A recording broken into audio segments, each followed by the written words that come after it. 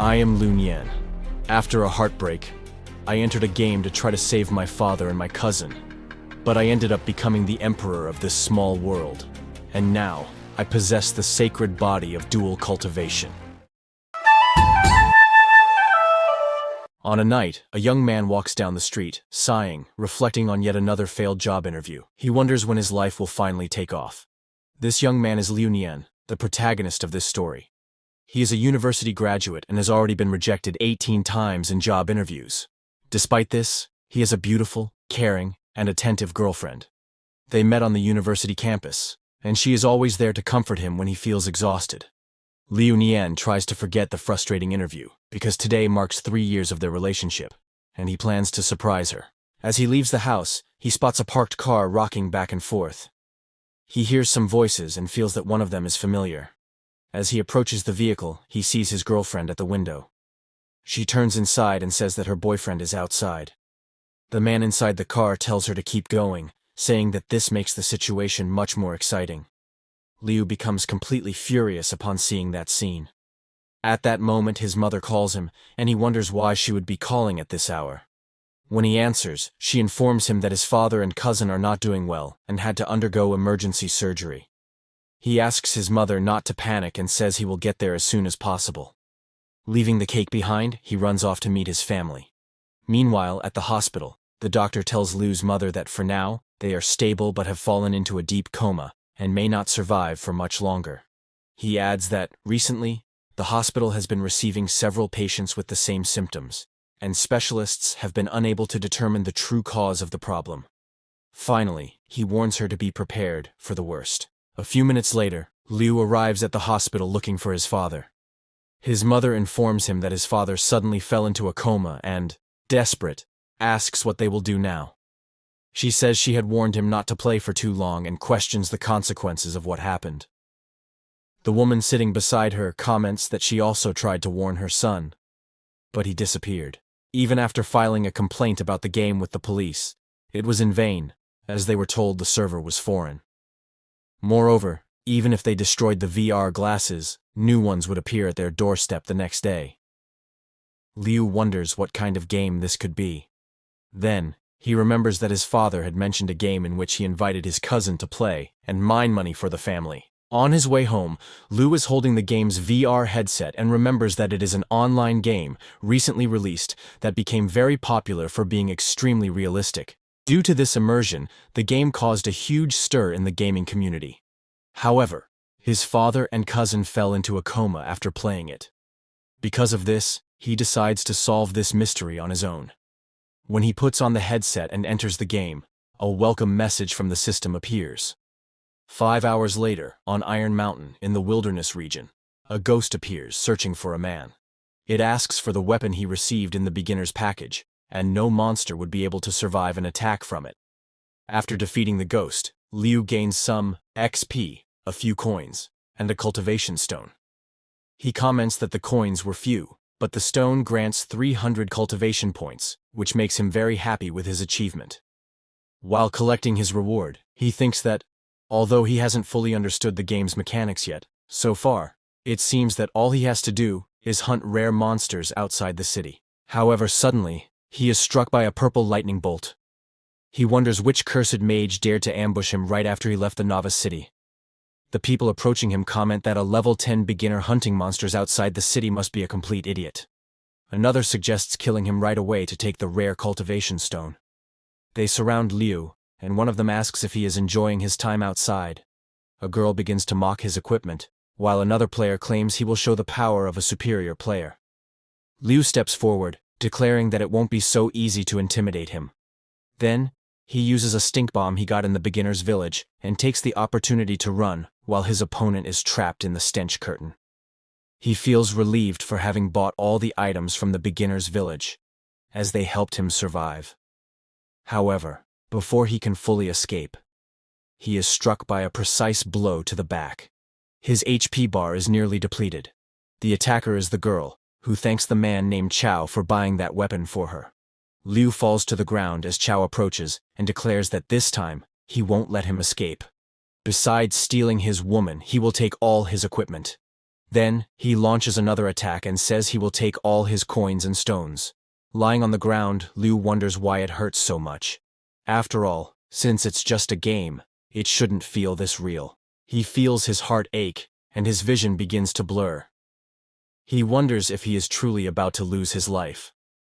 At that moment, a voice emerges, calling Liu king and welcoming him back. Another voice follows, delighted at the return of his majesty. Liu begins to open his eyes and sees two girls in front of him. One of them says she missed him. Seeing this, the protagonist realizes that he has not returned to the novice village, and has no idea where he has ended up. He wonders who these two beautiful girls are, as they do not seem to be players. Then, suddenly, another girl appears, pushes the other two aside, and asks if he remembers her. She approaches and introduces herself as Su Daji, saying that she will finally be able to bathe with him again. The purple-haired girl complains, saying that in her master's past life, he always favored Daji, and she asks that this time, he allow her to serve him. The green-haired girl picks up a mirror and expresses her joy at her master's rebirth. Showing him the mirror, she states that she will help him remember. Looking at his reflection, Liu is shocked. He strikes the mirror and asks what the hell this place is, who the three girls are, and why he has appeared there. The three girls bow to Liu and explain that this place is the tomb of Zhuanyuan. They reveal that they are three demons who guard the tomb. One of them adds that, before His Majesty's death, he foretold that he would be reborn 1,000 years later, and they had been waiting for him in the tomb. The protagonist thinks that, due to a game bug, he accidentally reincarnated as King Zhou, which means he might have a harem of beautiful women. The green-haired girl apologizes for her poor service and asks him to punish her. Liu then replies that she can help him with a little something. Internally, he reasons that these girls are probably NPCs, and as King Zhou, it would not be wrong to ask them to do something for him. Daji says that he may be tired from reincarnating and asks if he would like to take a bath with her. The protagonist, excited, declares that he is so happy there that he never wants to leave. Arriving at another place, he says he didn't expect there to be a hot spring with peach blossom flowers inside. Daji then comments that they had been waiting for him. Looking ahead, he sees the two girls welcoming him. Daji is happy that he has finally arrived, and lets the towel fall into the water. Liu notices a faint aroma of wine in the hot springs, and thinks that this game not only looks real, but even the scents are incredibly realistic. Daji explains that in his past life, he loved bathing in wine because it helped replenish his energy and improve his cultivation. She urges him to hurry, as the girls are waiting. Excited, Liu mentions that the wine cellar and meat garden can enhance cultivation and asks for them to start right away. Daji responds that it will be an honor to join him. The purple-haired girl, Shi Mei, says that she also wants to cultivate with him, while the green-haired one states that since he is a good ruler, he will have to share everything equally. He then says that, in that case, all of them should join in the cultivation practice. Liu thinks that this trio is amazing and that each of them moves him.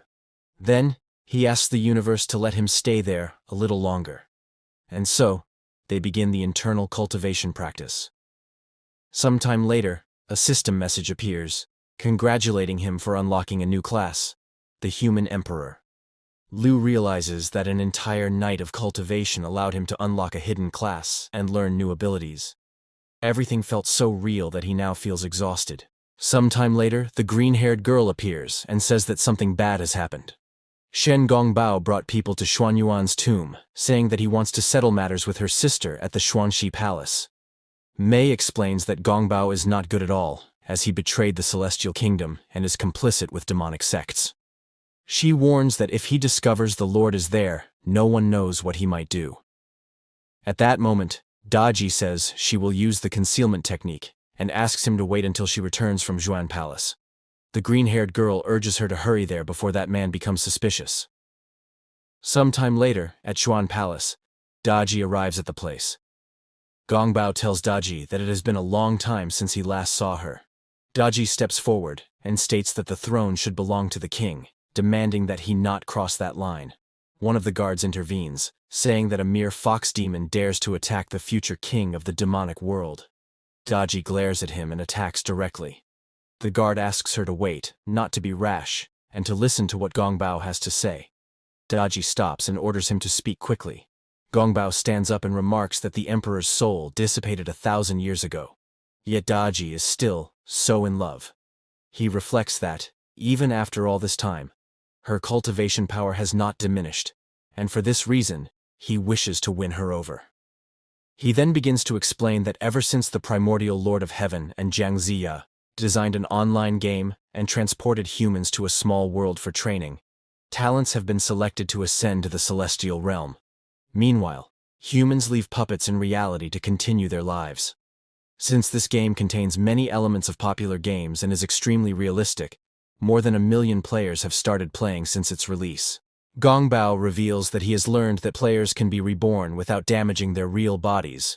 But due to a conspiracy, the game's mechanism was adjusted, connecting the demonic world to the small game world. Several demons began invading that world and disguising themselves to collect human essence. When this happens, the player's puppets fall into a coma. Zhang Bao reports that he has already made expeditions to this world, and that some humans who encountered the demons were drained. He suggests transporting more humans to this small world to harvest their essences. This way, they will gain more power, be able to break the barrier, and unify the 3 realms, making this goal attainable. The protagonist hears everything and is shocked to realize that it was not just a game. He understands that some NPCs in the game are actually real and disguised demons, leading him to suspect that his father and cousin may have encountered one of these fake NPCs. Gongbao then recalls that before dying, Emperor Xia told Daji that he would return after 1,000 years. He asks if there are any clues about this, and continues explaining that the essence of the human emperor is extremely precious. If they manage to devour his soul and essence, the cultivation of the demonic sect leader will increase significantly. Even knowing that Daji is in love, Gongbao urges her to understand the gravity of the situation. Daji states that there have been no abnormalities recently, and that even if the emperor were to reincarnate, he would not remember anything and would not return there. Gongbao tells her that the celestial realm has kept them trapped in that tomb for 1,000 years, and that if they help him find the emperor, he will ensure their freedom. He then takes his leave, stating that he will patrol some areas of the game map and will not waste any more time there. After Gongbao's departure, Daji returns to the tomb and frees the protagonist from his pendant. He declares that he must stop Gongbao, as thousands of people could die if he succeeds in his plans, and the demonic realm would invade the real world. Determined, he decides to use his human emperor cultivation to find his father, Jiang, and thwart the conspiracy. The young women kneel before him, vowing to protect and serve him until the end. Daji then reveals a seal and explains that it is an artifact that only those with the emperor's lineage can open, asking him to examine it. Liu takes the object, wondering what might be inside. Daji instructs him to say the words, "I am the human emperor. Open the jade seal." As soon as he does, a yellow light begins to emanate from the seal, which floats in the air before finally opening before him. A sword appears. Upon seeing it, the protagonist becomes furious, as that damned sword is rusted. Shi Mei says that it seems to be the sword of the Phoenix King, which His Highness used to carry. She explains that the aura of the Phoenix Dragon's sword is fierce, capable of breaking through an army of 1 million men, but it requires a large amount of rare materials to be activated. Shi Mei says she will send the list of materials to His Majesty later. Liu realizes that he won't be able to use the sword right now, and that he needs to kill some monsters to level up while he's still under the effect of a buff. Daji suddenly hugs him. Saddened, she asks if he's already leaving the tomb, as after such a long separation, she can't bear to be away from him again. Liu gently strokes her head and says that he will always return so he can cultivate internally with them, asking her to be a good girl.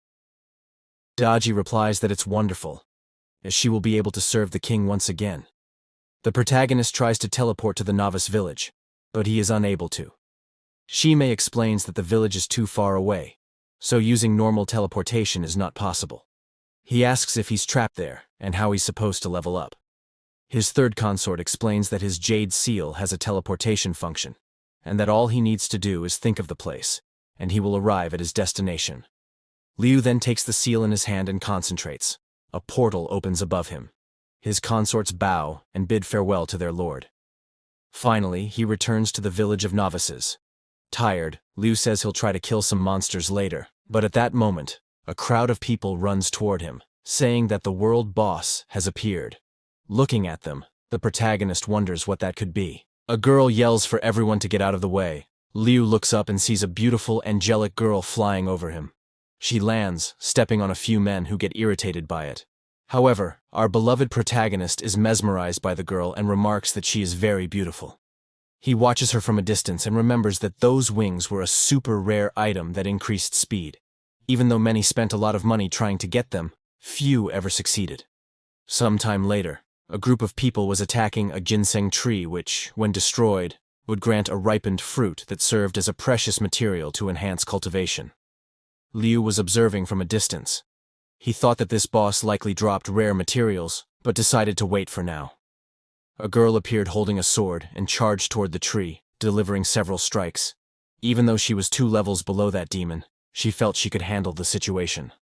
Watching from afar, Liu thought she was very skilled. However, a crack began to open behind Liu, and a root emerged from it, grabbing both of their feet and wrapping them together, trapping them against each other. At that moment, Liu panicked. After trying to hold her, he couldn't take it anymore.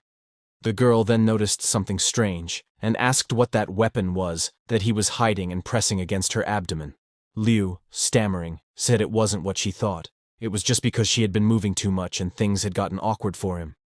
At that moment, a few ginseng fruits appeared beside them. The girl thought they were going to explode, and she was right. The fruits exploded on top of Liu, melting her clothes. Trying to pull himself together, he asked her to think about the magical items they had, as a second wave of explosions was approaching. The girl replied that she had an item called Phoenix Feather, which could get them out of there, but she couldn't use it at that moment. Liu told her not to worry, that he knew how to activate it. However, he let himself be carried away by strong emotions, and commented that he was smelling something really good. Annoyed, the girl reminded him that the next wave of explosions was coming, and that this was definitely not the time to be thinking about things like that. The girl asks him to activate the item quickly. He pulls her necklace with his mouth and tells her to stop moving. Then, he manages to activate the phoenix quickly. The girl is impressed, as it would normally take time to activate. The phoenix directly attacks the ginseng tree, and they manage to break free. The other people are somewhat upset, partly because the protagonist is siding with the girl, and partly because they find the power gap between paying and non-paying players in the game unfair. At that moment, the ginseng tree returns to its mutant form. The protagonist tells the girl not to worry, that he will take care of it.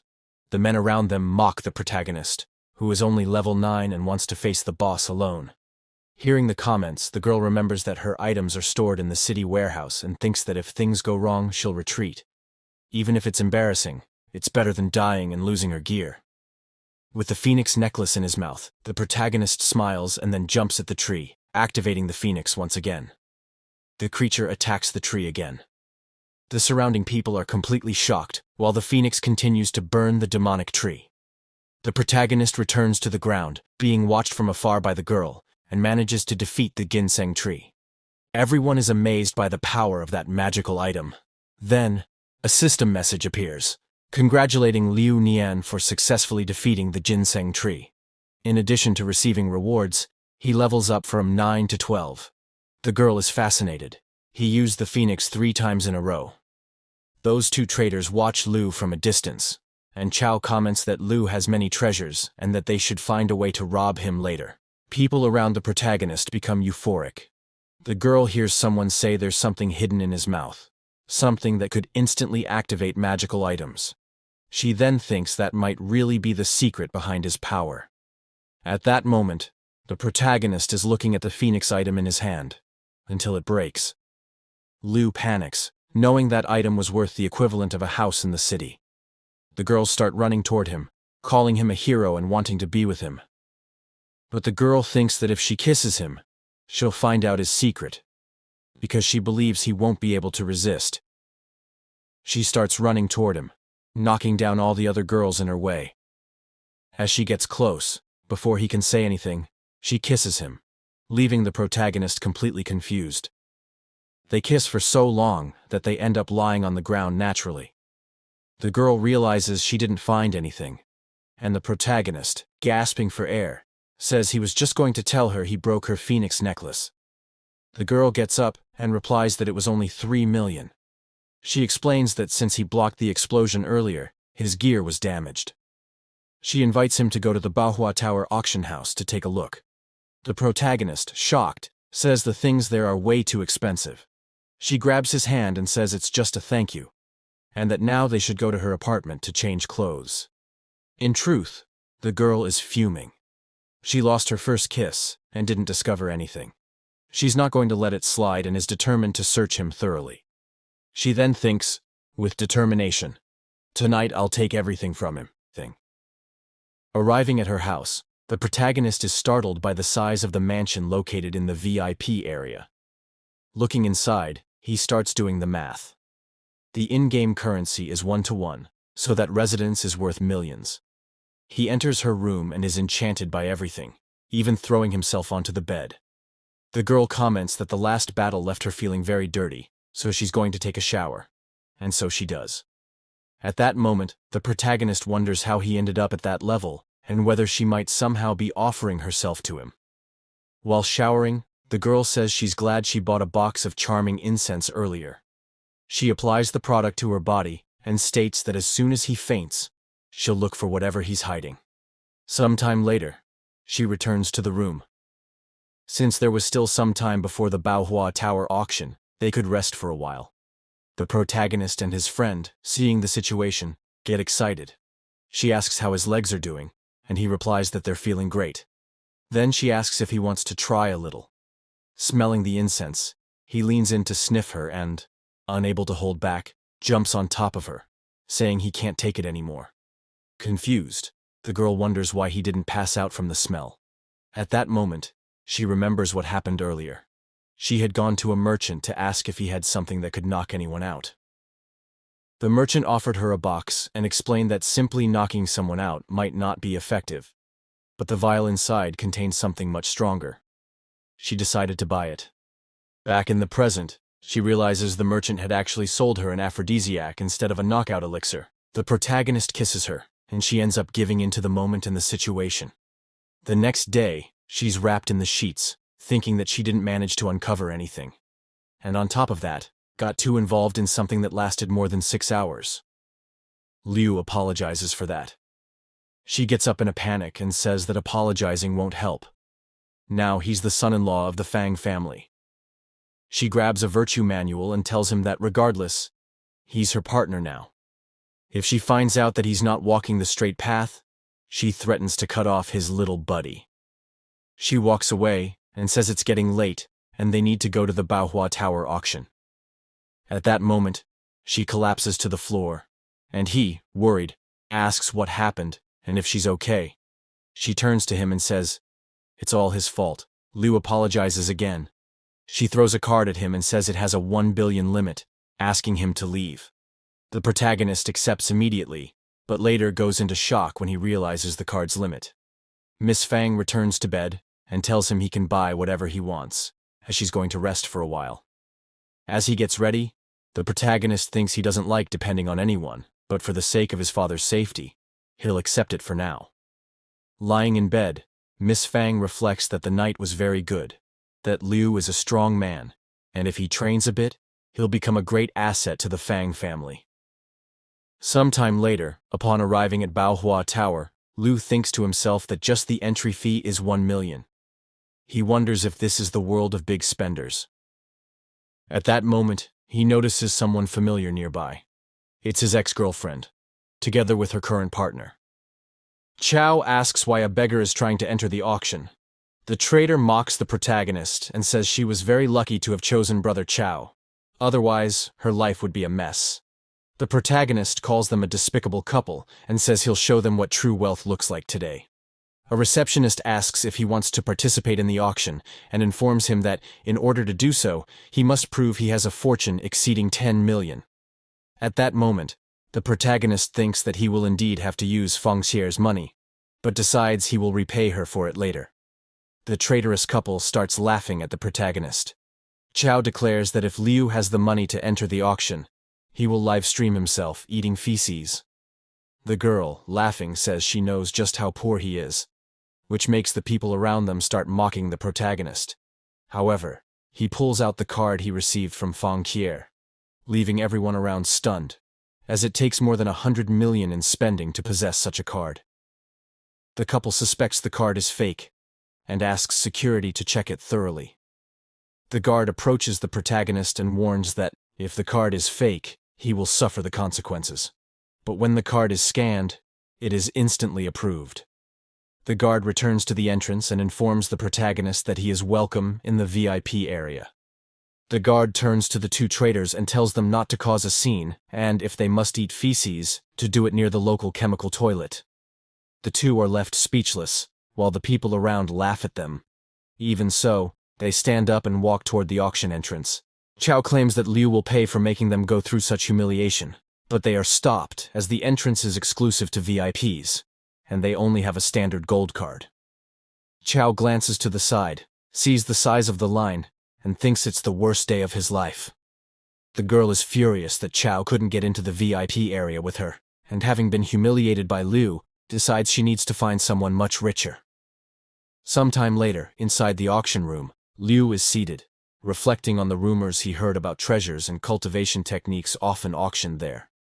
Meanwhile, Chao watches the protagonist from a distance and assumes he must have stolen or obtained that card illegally. At that moment, the Madame of Baohua Tower asks for everyone's attention and announces the beginning of the session. She presents the first item, an ice jade incense, a high-level artifact refined with essences from various rare fragrances. When used in battle, it restores 50% of the user's health. The starting bid is 1 million, with minimum increments of 100,000. Several bids begin. Chao stands up, offers 2 million, and says he'll give it as a gift to his girlfriend, because, unlike a certain someone, he knows how to choose presents, even after 3 years of dating. Smiling, he mentally challenges the protagonist. Liu raises his paddle and offers 4 million. People around say the item isn't worth that much, as it's just a support artifact.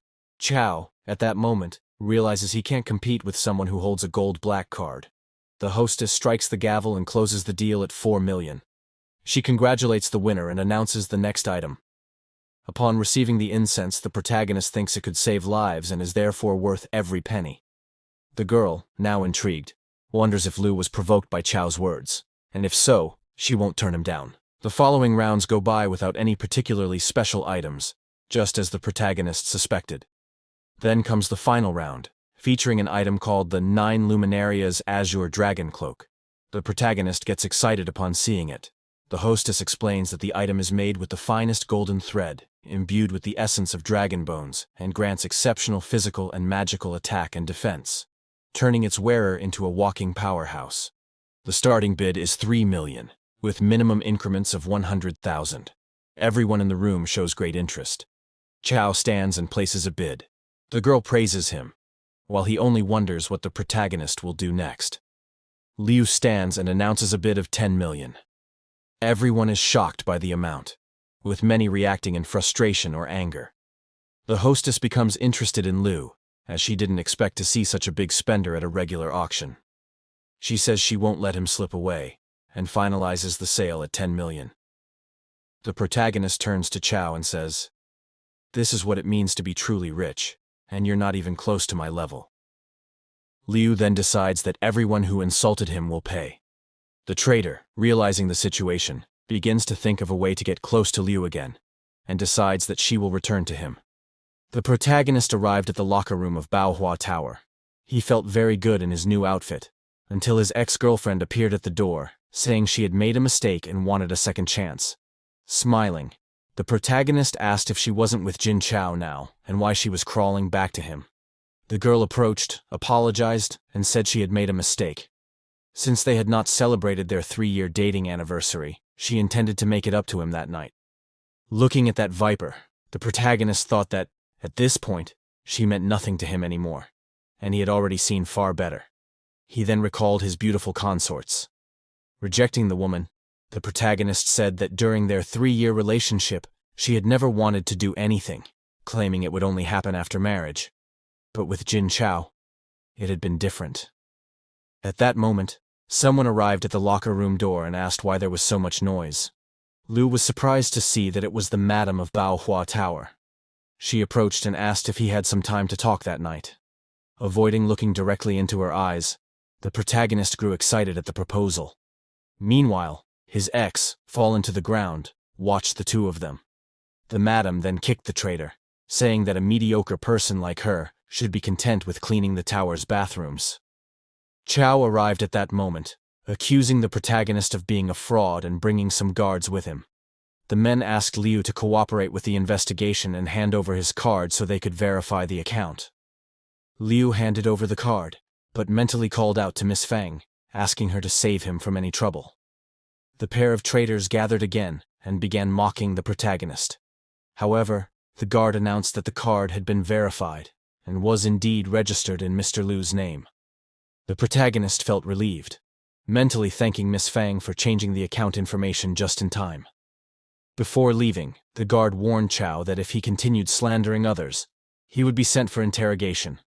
Irritated, Chao turned to Liu and asked how a rat like him could have obtained such a card and what trick he had used.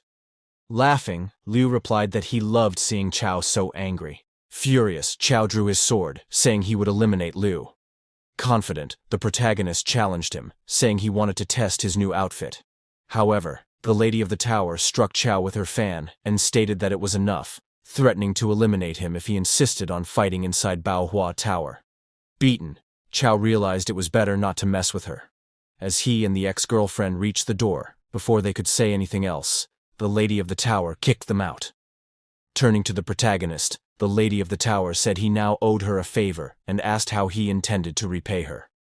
Liu thanked her for the help and offered to buy her dinner.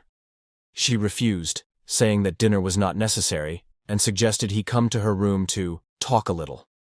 Liu, remembering he had just spent the previous night with Fang Qier and fearing he would be exhausted, hesitated, asking if that wouldn't be inappropriate, as she seemed to be a married woman. Sadly, she asked if he was suggesting she was too old. Approaching him, she claimed to have far more skills than any younger woman. Whispering something in his ear, she left the protagonist desperate to escape, claiming he had something urgent to resolve.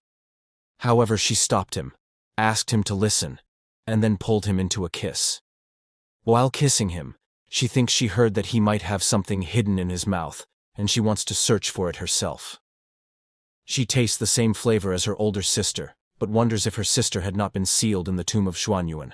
Then she thinks, if there's a trace in the mouth, there must be one elsewhere too. She kneels down and tells the protagonist that she will help him relax a little. She realizes it is indeed the taste of her older sister, as well as that of Sister Hu and Sister Wang. At that moment, the protagonist wonders if this is how the rich live. The young woman questions who else, besides Emperor Xin, could have had the services of her sisters.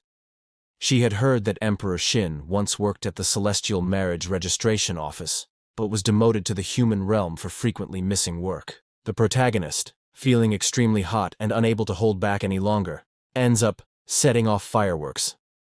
The girl stands up and asks how it was for him, and trembling, Liu responds that it was incredible, absolutely fantastic.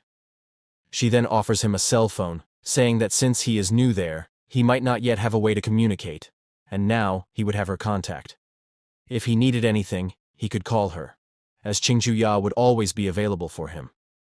The protagonist becomes excited upon realizing that in that world there were also cell phones, as he thought everyone still used talismans to communicate. Smiling, she says that Liu is funny, because using talismans was something from ancient times. Nowadays, people use cell phones for distant calls and telepathy for close-range communication. She hugs Liu and asks if he would like her to teach him telepathy. Suddenly, a light appears in front of Liu. It is the Emperor's jade seal, making Ya certain that he must be the reincarnation of Emperor Xin. At that moment, she gives him a storage ring and explains that leaving a cell phone exposed could cause trouble. But with the ring, he could store it safely. He thanks her, and she responds that it's no problem. However, she then remembers her sister, who has been trapped for 1,000 years, and how her family had faced difficult times since then. The protagonist wonders if Ya might be working with Shen Gongbao, but the girl tells him to relax, as she would not betray him. The protagonist is surprised to realize that she was able to read his mind. She warns him to be more careful with his thoughts around powerful people, as they can see what is on someone's mind. The protagonist then starts praising her in every possible way. Embarrassed, the Lady of the Tower replies that he does not seem like Emperor Xin, and asks if all the time away had softened him. But she quickly asks him to stop joking, reminding him that the place was dangerous. She picks up a book of teachings about the mortal journey, and tells him to try to learn something from it. The protagonist thanks her for her kindness, and asks if the tower sells information, as he wanted to know something about his father and cousin. She confirms and says she will make the request, and they will probably get a reply in a few days. The protagonist thanks her and says he will return to cultivating, so as not to take more of her time. She answers that she would have stayed longer with him, as she thought they would spend most of the night together. At that moment, a short man appears and asks if he can talk to her late into the night, since he has a lot of free time. Annoyed, she asks if he ever gets tired. The man insists, offering her his great-grandfather's treasure in exchange for her company. Irritated, she spits something into the man's mouth, who comments that the taste was a bit salty that day and asks if she is feeling well. Furious, she yells at him to leave, while in the background, the protagonist recognizes his little ones in the man's mouth. Sometime later, the protagonist is leaving the tower when the short man calls out to him, asking Liu to wait. Looking back, the protagonist wonders if the man realized what he had just eaten. The protagonist turned around and asked what the man wanted. The short, irate man said that even though Liu was just a mortal, Sister Qingqiu served him willingly. The protagonist wondered if that man was about to try and hit him, but suddenly the man grabbed Liu's hand and, crying, asked how he had managed to win over Sister Qingqiu or if he had some trick up his sleeve. Seeing the situation, the protagonist questioned whether that man was an idiot. Liu then turned and said he didn't have time, as he was going to hunt some monsters to level up. The man clung to Liu's legs, saying that killing monsters was nothing compared to this issue, and begged the protagonist to teach him some trick. The man revealed he was from the Tiangang sect and claimed they offered a wide range of cultivation resources. At that moment, the protagonist remembered that this guild was known as a black market, and that having this man as an ally would be a great boost in the business world. So, the protagonist told the man that if he really wanted to know the secret, he would have to prove he was willing to pay for it. The man showed several items and explained that the prices of those rare items were much lower than at the tower auction, offering them as a gift to the protagonist. Confident, Liu thought he had already expected that from this guy, and that surely those were valuable items. The man began explaining the full uses of the items and asked if Liu could now reveal his trick. Liu then offered a book, saying it detailed the art of intimacy between a man and a woman, including various techniques. The book also helped nurture one's essence, benefiting both body and mind. Happy, the man thanked the protagonist, and after reading a little of the book, he commented that it was indeed a definitive guide. Sneaking away, the protagonist thought that he had written down everything Sudaji had taught him in that book, and now he could level up a bit more. Elsewhere, in a local forest, the protagonist was surrounded by forest wolves. Probably over 100 in that place. Prepared with his new items, Liu said he was ready to crush them. He charged at several wolves and eliminated them all with a single blow. A system message appeared, congratulating him for reaching level 20. Sitting on the ground, the protagonist analyzed that the potions and talismans from the little man had been excellent, greatly accelerating his growth. However, he remembered that he still didn't have a class, and said he would head to the main hall to take a look. Arriving at the main hall, the attendant asked how she could help him. He replied that he had reached level 20, and asked if she could assist him in changing his class to warrior. The girl tried, but failed. The protagonist then asked if he could change to swordsman, but again it failed. The attendant apologized and said that the system indicated he did not meet the requirements for a class change. Desperate, the protagonist said that this was ridiculous, and asked why. Leaving the place, he wondered if it had something to do with his identity as an emperor. He then decided to return and ask Su Daji about the situation. Returning to the tomb, he noticed that his emperor form had reappeared. When Daji saw him arriving, She ran to him and said she had missed him. Liu replied that his boost was almost over and that he had returned to recharge it. He asked why he couldn't change his class. Daji explained that because of his imperial bloodline, he could not be compared to mere commoners. She then said that she would prepare a spiritual fruit, which had the power to raise his limits. But he would need to be conservative with special techniques for 3 days. Liu thanked her for this. His second consort appeared, saying that she too had missed him and was very happy to be able to serve him. Consort Mei commented that from now on, he shouldn't have a favorite anymore, but rather share his love among all of them. Daji explained that while he was away, they had channeled their cultivation to create a unique artifact for him. The protagonist became excited upon hearing this, and Daji asked him to follow her. The protagonist then came across a radiant red bed. Daji said that this artifact would make his cultivation twice as fast. Embarrassed, Liu said that this must truly be a precious treasure. The girls then climbed onto the bed and asked what he was waiting for to start cultivating. A long time has passed in cultivation, and a new disciple has been introduced. The disciple's name is Niu. She bows and says she is happy to meet the king. But at that moment, his phone starts ringing. The lady of the Baohua Tower was calling. She informs him that she has just received news of someone who was found collapsed near a pool, and everything indicates that it's his cousin. She warns him that the area is inhabited by strange monsters and that he needs to be careful. The protagonist thanks them and says he didn't expect news about his cousin so soon. He then grabs the artifact and quickly teleports away. Elsewhere, in the Tiwei Mountains, at Bibo Pool, the protagonist arrives and sees a great commotion ahead of him.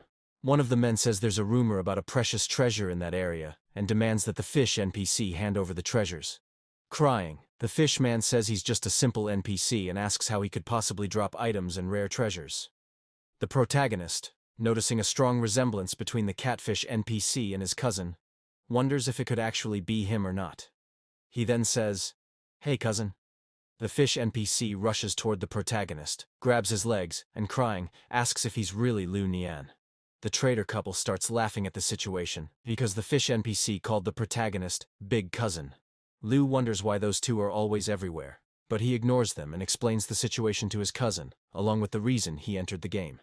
He asks where his father is. The cousin explains that he and the uncle fought some monsters until they reached level 20. But when they tried to change classes, something went wrong. Liu's father's transfer was successful, but he ended up being sent to Bibo Pool. The system said he is the reincarnation of Benpo Ben. Crying, the cousin begs Liu to save him. He explains that those people imprisoned him there and force him to play with the fish every day. Then, he suddenly stops speaking, frightened, and tells the protagonist to run. Something begins to rise from the water. It's a level 25 regional Hydra Dragon boss. The people nearby get excited to take down the regional boss. The protagonist, looking at the monster, says that originally, there wasn't supposed to be a Hydra there, and then he can only think of one thing. That monster must be from Shen Gongbao's group, which would be very dangerous. The people start advancing, and the Hydra boss stares them down, and, with a single blow, sends everyone flying. The protagonist's ex is shocked by the boss's power. After all, it was only supposed to be a mere level 25. The boss raises one of his hands and begins to drain the essence of everyone around.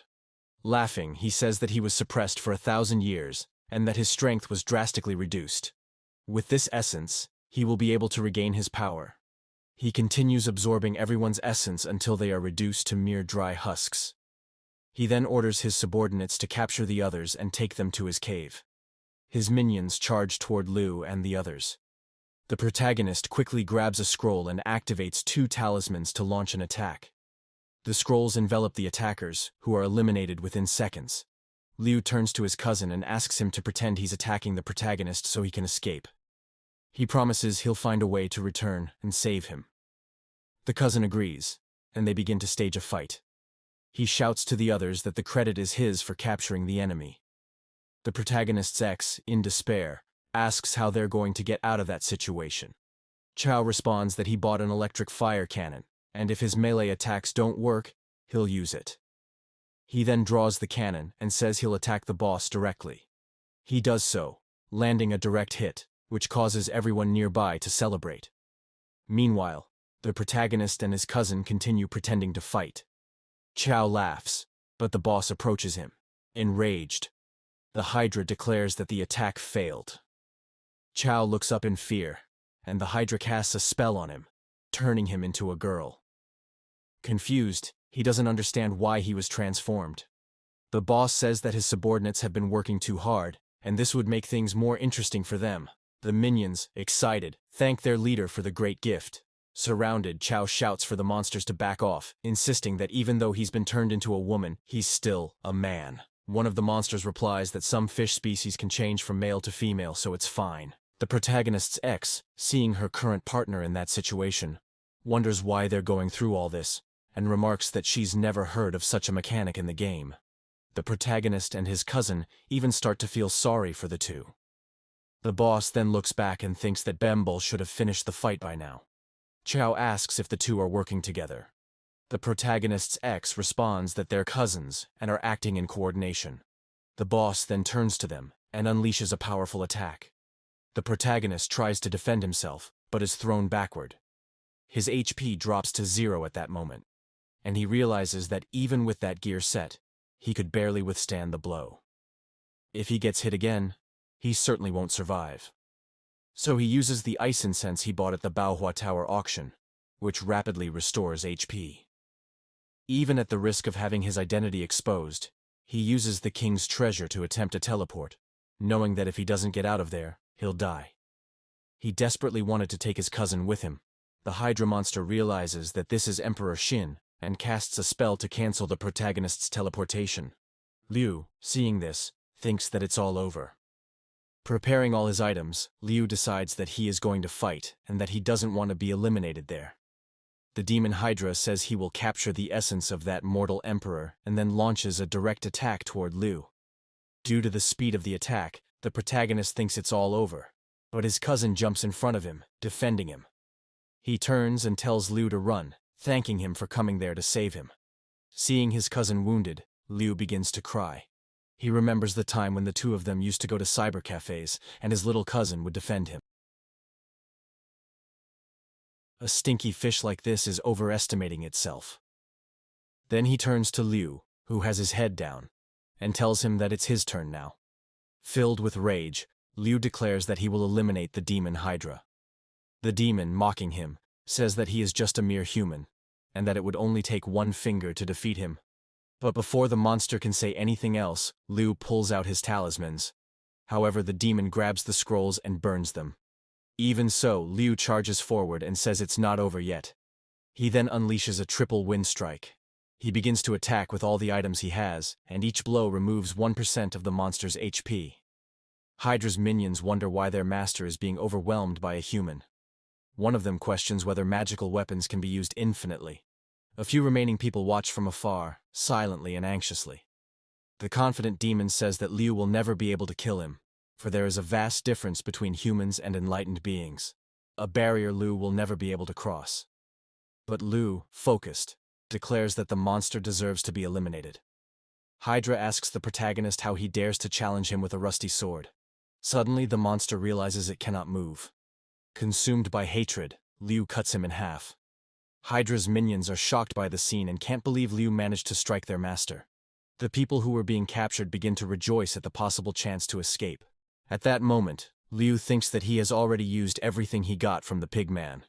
And even though that sword is not fully forged, its hardness would already be enough. Seeing his imminent defeat, Hydra unleashes a massive power, and a shockwave pushes Liu far away. Once again, his HP drops to nearly 0. Hydra, now in an even more terrifying form, tells the protagonist that he will show him the enormous difference between mortal humans and enlightened beings. Everyone on the beach starts celebrating Liu's possible victory over the monster, but Hydra's minions start laughing and say that those people are celebrating too early. Hydra begins to transform into water. Liu, confused by what he sees, watches as the monster starts returning to his original form. He then declares that he will no longer give any chances to the mortal emperor. Liu realizes that the demon had sacrificed one of its snake heads to forge a new one. The Hydra demon declares that humans, like bedbugs, can still hurt him, but even if he wipes them from the earth, the hatred in his heart will never fade. Then, he launches a powerful attack on the protagonist, who has no energy or means to defend himself. Suddenly, a light appears in the sky, and a voice is heard from above, shouting not to harm Lucia. The Hydra demon looks up, confused, and at that moment, a massive golden dragon descends from the heavens and quickly eliminates him. A system message appears, congratulating Liu for defeating the boss of the dark faction, and he levels up from 20 to 24. He looks to the sky and sees a man riding a winged beast. He wonders how this man managed to defeat the Hydra demon with a single strike. This man was Wen Zhong, the great teacher of the Yinshang dynasty, who after his death was granted the title of the Nine Heavens. Wen Zhong lands before the protagonist, kneels, and apologizes for not arriving in time to save him. However, he expresses great joy at meeting him again. At that moment, two other figures appear in the sky, and, with lightning descending straight from the clouds, eliminate all of the Hydra demon boss's minions. Two beams of light descend toward Liu and Wen Zhong. A man introduces himself as Zhang Guifang, claiming to be the commander of the Qinglong Passage and a great minister of the Shang dynasty. The protagonist is left speechless upon seeing him. The third man introduces himself as Zhang Kui, also from the Shang dynasty. The protagonist throws himself to the ground, realizing that all these men had died in the battle of the Shang dynasty. Then, he stands, thanks them for their help, and says that he'll be fine. At that moment, the protagonist's cousin cries out for help. Desperate, Liu asks the men if they can save him. Guifang holds the cousin and gives him a healing orb, telling the king not to worry. Once he takes the pill, he'll be healed and become human again. A few minutes later, the boy gets up, says he's fine, and confirms that he has returned to human form. Liu deeply thanks General Zheng, who replies that there's no need for gratitude, as what he did was a small gesture. Wen Zhong comments that the souls on the list must fulfill their duties. Zhang Kui adds that they are bound to that list and hopes that the emperor will soon ascend to the immortal realm and help them break their chains. Liu agrees and says he will train intensely to reach the highest level as quickly as possible. Wen Zhong warns him that His Highness mustn't think like that, as the path to cultivating immortality is long and each step must be taken carefully. Embarrassed, the protagonist says he was just speaking casually, but he does intend to level up quickly. Kui then asks what they should do with the remaining people nearby, and suggests eliminating them to preserve the identity of His Highness. The traitorous couple, desperate, insists they saw nothing, and Chao only wants his body back. Thinking through the situation, Liu concludes that if the three kill innocent people, they might be added to the list of names, which would be bad for them. He decides that erasing their memories would be better. The three exchange glances and say the king is wise.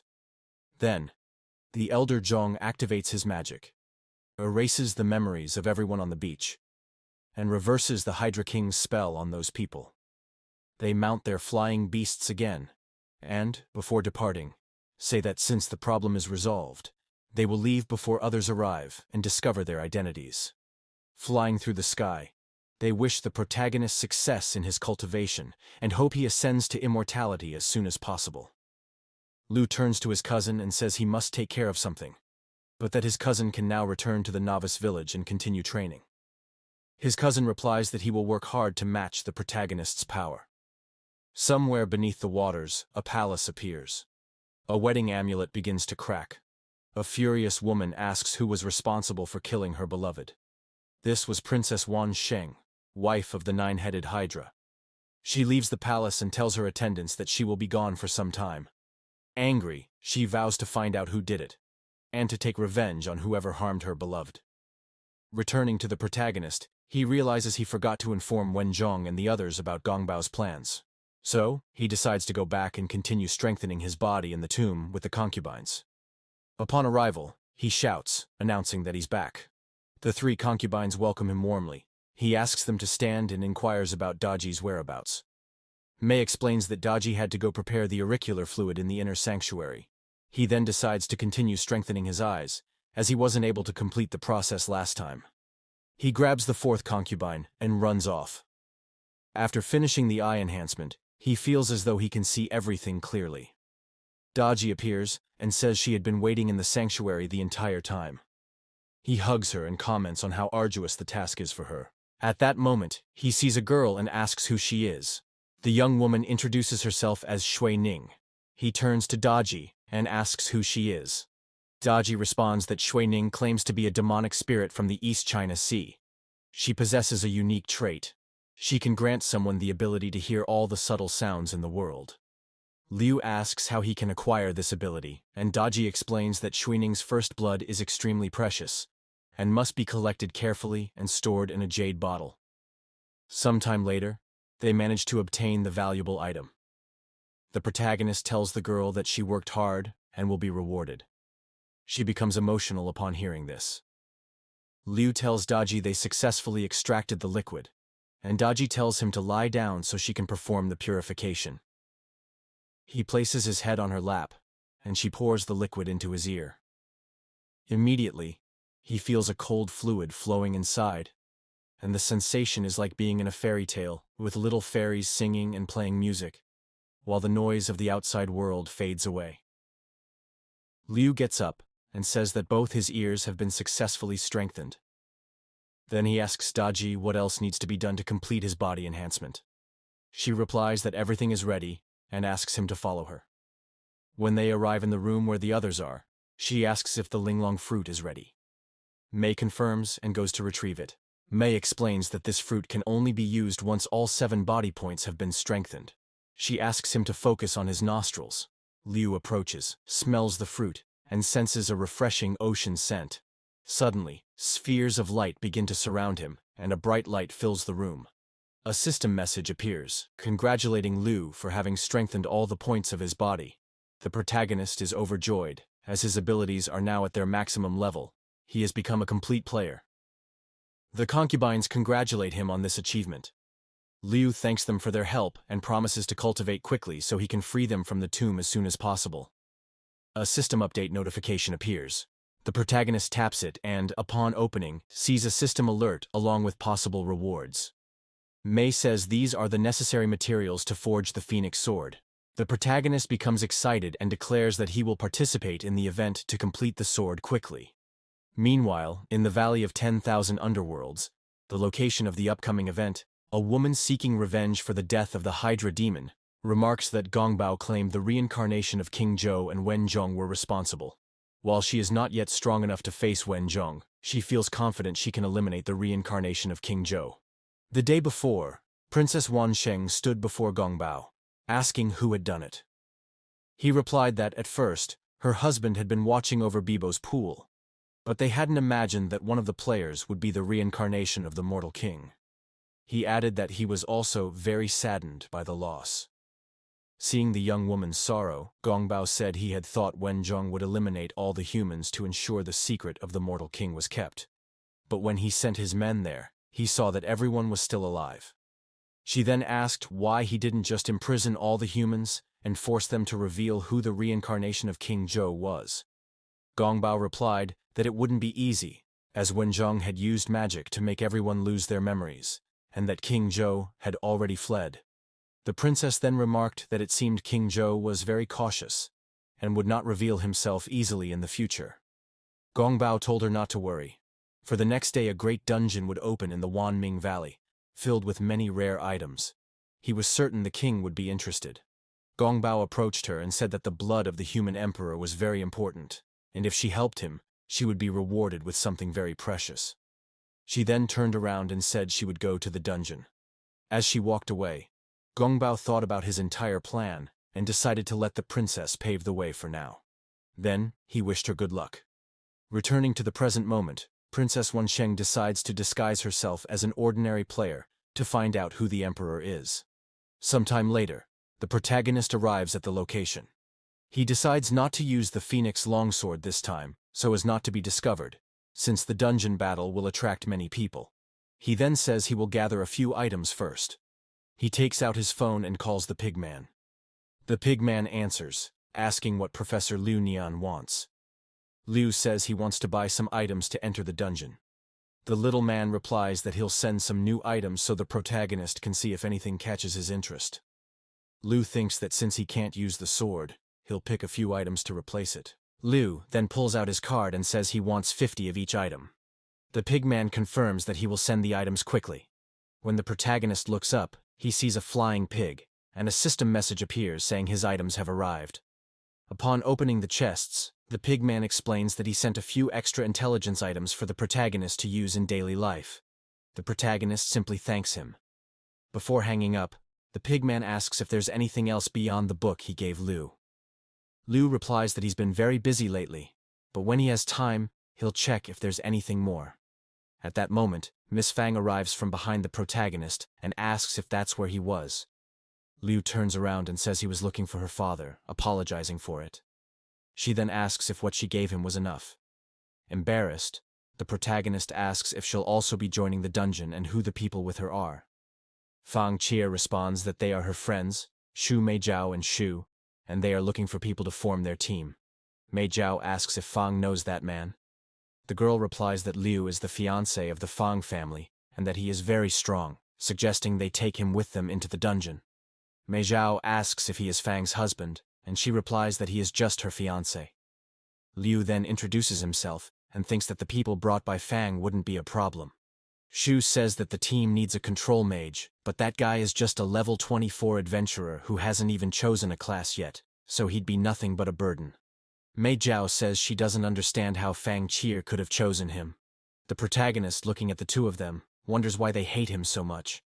Another person appears, asking if she could join the team since there are still few members. It's a beautiful mage. Fang, upon looking at her, realizes she'd be the ideal addition to the group. Shu says the team lacks mages, and Meijiao states that since they're a team, they'll share the items equally. The supposed mage throws herself onto Liu and asks if he's ever been to Bibo's pool. With the power of his forged eyes, the protagonist sees who the woman really is.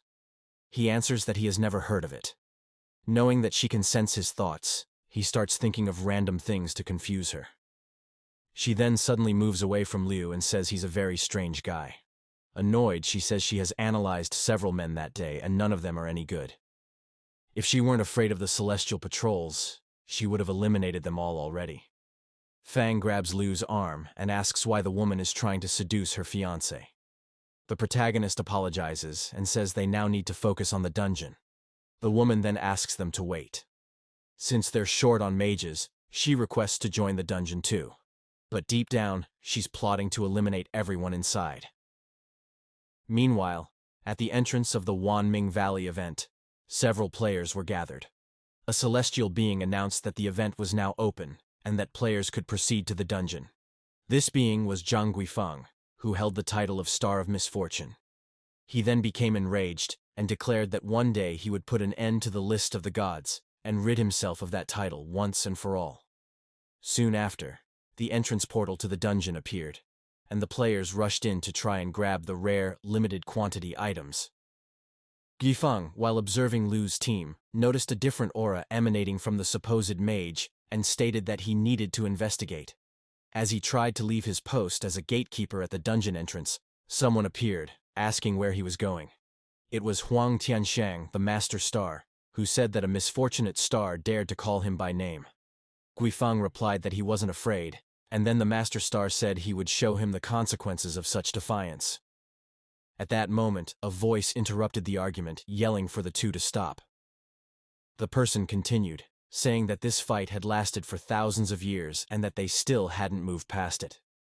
He reminded them that they all now served heaven and must protect the world's order. Tianxiang bowed and said the third son was right, then left the scene. Meanwhile, Guifeng explained that he had seen a monster disguised as a player entering the dungeon and wanted to investigate but was stopped by Tianxiang. The third son responded that he had recently heard reports of monsters invading that small world and asked Guifeng to remain on guard there, as he himself would go inside the dungeon to investigate. Then, he quickly entered. Meanwhile, somewhere inside the dungeon, the protagonist and his team were passing through. Fang remarked that before entering the dungeon, there had been many people, but now, after entering, only a few remained. She asked what could be happening, and Liu replied that the dungeon had a unique system of random elimination at various points, and only those who reached the deepest layers could participate in the battle against the boss.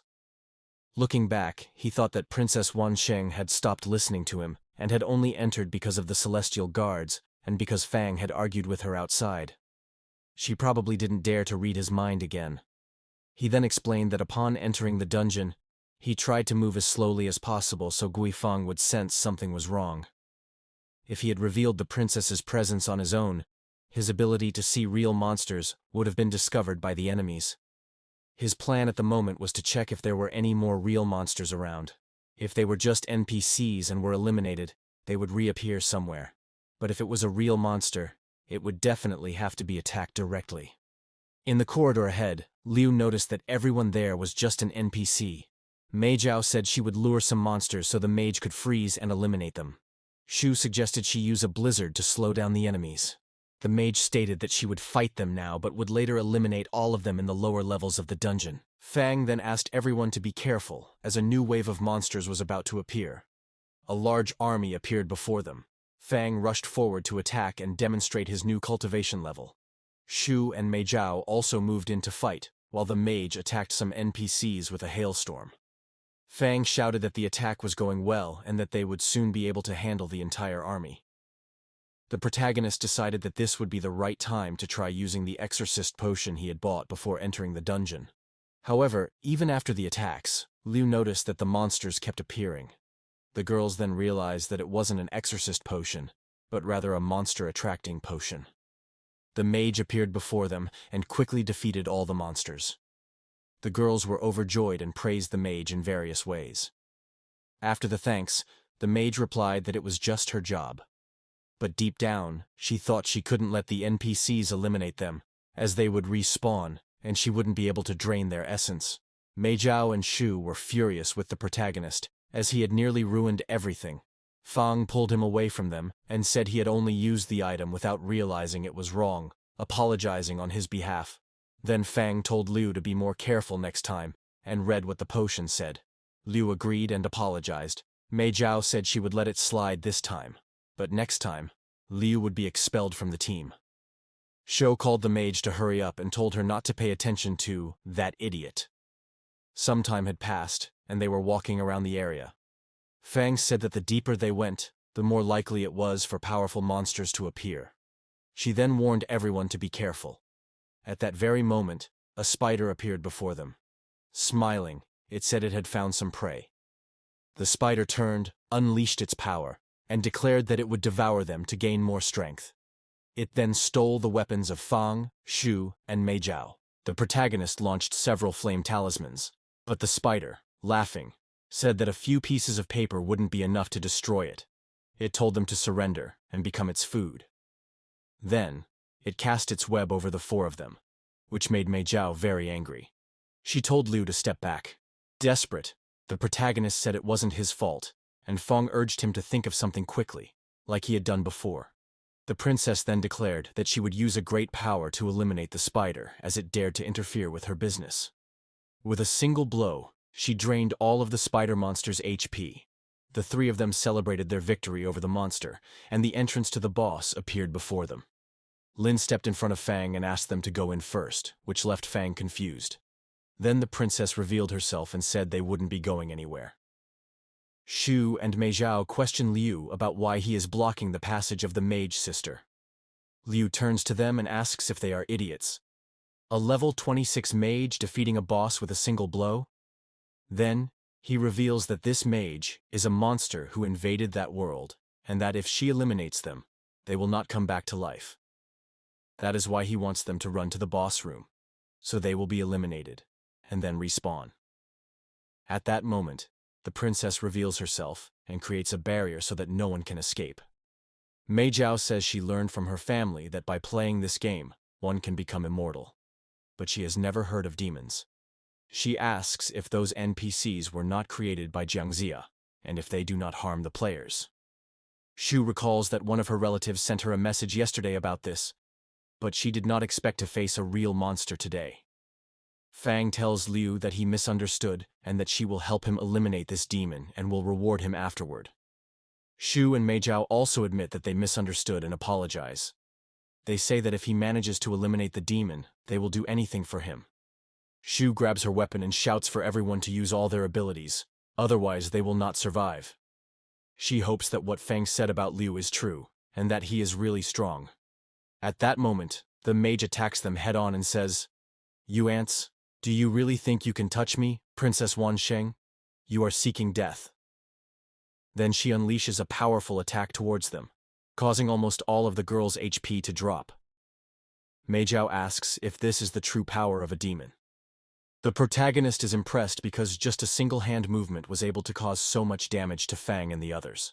The princess then says that any human who dares to insult her will be eliminated, and launches ice spears toward the protagonist. He uses one of the items he bought from the pigman, and a huge shield appears over them. Liu turns to them and says that monsters of her level cannot be fought by ordinary players. He asks them to stay behind the shield and not do anything rash. Once again, Princess Wansheng attacks them directly, trying to break the shield.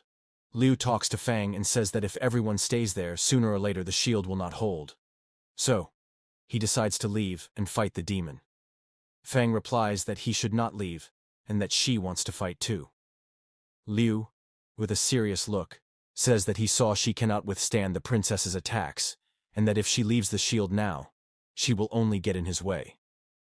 Upon hearing this, Fang is shocked, starts crying, and says that from now on she will live and die for him, as she is already his real wife. Liu leaves the shield, looking back, and says it's all right. The other girls become desperate because if Liu cannot eliminate the demon, it will be the end for everyone. The princess, facing the protagonist, says they don't need to worry because she will finish them all together, and soon will absorb their energy until the very end. At that moment, from a higher place, the third brother watches them. He finds it interesting that a human is not afraid of the demon princess and wants to see the fight and how long it will last. The princess launches an ice attack toward Liu, who uses his stealth ability to dodge all the attacks. He then turns around, throws talismans, and uses his immobilization technique. After capturing her, he unleashes his fireball skill and then activates his ninja ability, attacking from multiple angles at the same time. The girls, seeing this, think it will all be useless since Liu's highest skill level is 4, and that won't be enough to fight the princess. The third brother, watching from afar, says it's really like that. He would need to have skills at level 20 to affect a demon like her. But suddenly, he is shocked, and wonders how this happened. The princess had taken a lot of damage at that moment. Fang also wonders how the damage was so high and how her man is so strong, which makes her enchanted by it. Shu and Mei Zhao regain hope in an imminent defeat of the demon, and the two girls think they were really wrong. Falling backward, the princess thinks these insects can really hurt her. She then asks how a player with level 4 skills could cause so much damage. Liu, confident, replies, "Who said my skill level is only 4? I'm not an ordinary jobless player." The princess says that doesn't matter and that she will eliminate him right there. She then uses her purple dragon dance technique, which makes the third brother apprehensive. Fang shouts for her husband to be careful, and so do the girls. Liu thought, at that moment, that the attack was so powerful that if he hid behind any defensive barrier, it could end up hurting Fang and the others. But Fang told him to catch something and threw an item to the protagonist. Liu grabbed the speed item and quickly moved away from the attack, causing the dragons to chase him into the sky. The princess said it was useless because anyone hit by her purple dragon dance would be definitively eliminated. She then turned to the girls and stated that after eliminating Liu, she would take them all to her castle, and, after the guards were done with them, she would drain them. Shu and Mei Zhao hugged each other, terrified, saying it was all over. Fang told them to trust Liu, saying he would definitely defeat the princess. At that moment, one of the dragons struck Liu's backside, making him scream loudly.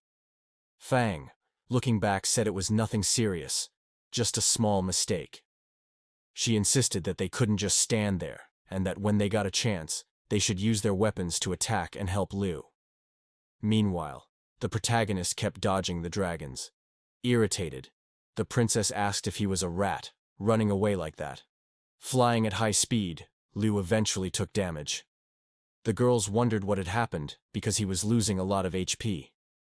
The princess explained that her dragon was highly venomous and that after biting the protagonist, the poison had started to spread. Liu said it didn't matter because he still had healing pills. As he approached the princess, he wondered if the wings he was using had some special ability. Then he remembered something the princess had said. Anyone hit by the purple dragons would surely die. He decided to try something and activated a rare ability of the wings, speeding past the princess and positioning himself behind her. Liu was now sure that the Wind Thunder Wings had rare and valuable abilities. He grabbed the princess, making the dragons turn against her. The princess screamed desperately until she was hit directly, and Liu was thrown far away. With that, the demon princess was eliminated, and the barrier she had placed around everyone disappeared. Fang and the others celebrated the victory. The third brother, seeing all that, was surprised by the protagonist's power and intelligence. A system message appeared, congratulating the player for defeating Princess Wan Sheng. As a reward, he received a Stygian ice stone. The protagonist remembered that this stone was one of the materials used to activate the Fang sword. At that moment, the girls ran to Liu. Chu asked if he didn't want to be her family's son-in-law, and Mei Zhao asked if he wanted to be her master. Fang pushed them away and told them to get out of her way because Liu was already the Fang family's son-in-law. She then kissed him and thanked him for saving her, but said she now needed to show that he belonged to her, which left the other girls very annoyed. Sometime later, Liu said that everyone needed to heal before entering the boss level. Using healing potions, everyone quickly recovered. The third brother appeared at that moment and commented that, for a level 20 player with no profession, defeating Princess Wan Sheng was quite impressive. Liu stood in front of Fang once again and asked who that man was. The man responded by asking if they really couldn't recognize him in those clothes.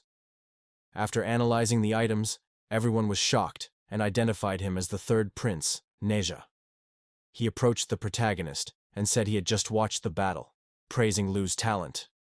Neja asked if Liu wanted to be his little brother, promising to protect him from now on. Liu wondered, at that moment, if Prince Neja was gay. Landing a blow on the protagonist, the prince asked if no one had warned Liu that he shouldn't think strange things in front of the gods. Liu then fell to the ground, and everyone wondered what had happened. Fang knelt before the prince and said that Liu still didn't know the game's etiquette, apologizing for that. The prince sat down beside Liu and said that he hadn't hurt him, but that since Liu had been bitten by the purple dragon, the poison was spreading. If not treated, Liu wouldn't survive and would lose his life. The girls then recalled what had happened. Fang, crying, asked if Prince Nejan had the antidote. The prince replied that he did, but with this method, he would only be able to remove the poison from Liu's body. Liu would still need to take a golden potion to treat his body afterward. Fang asked what she could do to help with that. The prince answered that it would be very simple. The three of them needed to work together to gather true energy in their mouths and then lick the wound. The true energy would eliminate the purple dragon's poison.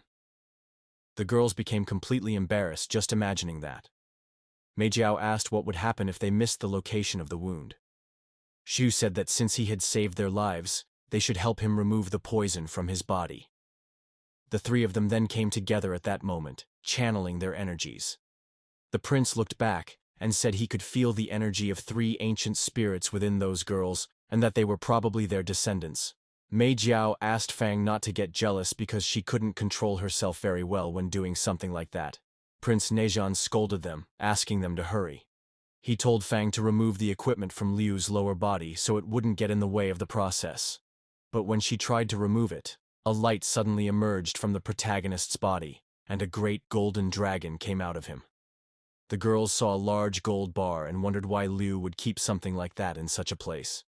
The prince explained that it wasn't a gold bar but one of Liu's vital points that had been worked, refined, and polished. Fang told the prince not to just stand there and to hurry up and save Liu. Then they all gathered to channel their energy over the dragon bite, and the poison began to be purified. Mei Jiao thought that the protagonist's body was truly majestic, and agreed with the prince, saying that soon he would be able to perform dual cultivation. Xu, on the other hand, said they should quickly clean the poison and not look around. Meanwhile, the protagonist regained consciousness and asked if the 4 of them could train together. The girls then hit him right on the bite, and as he fell back to the ground, they asked if he was okay. The prince said that, at the moment, it didn't matter because he would recover after drinking the golden potion. Thus, the protagonist was completely healed. The prince commented that Liu had really been lucky to meet him, and that now, Liu would be his little brother. Before the protagonist could say anything, the prince stated that he would refuse such a title and that he only wanted to help him.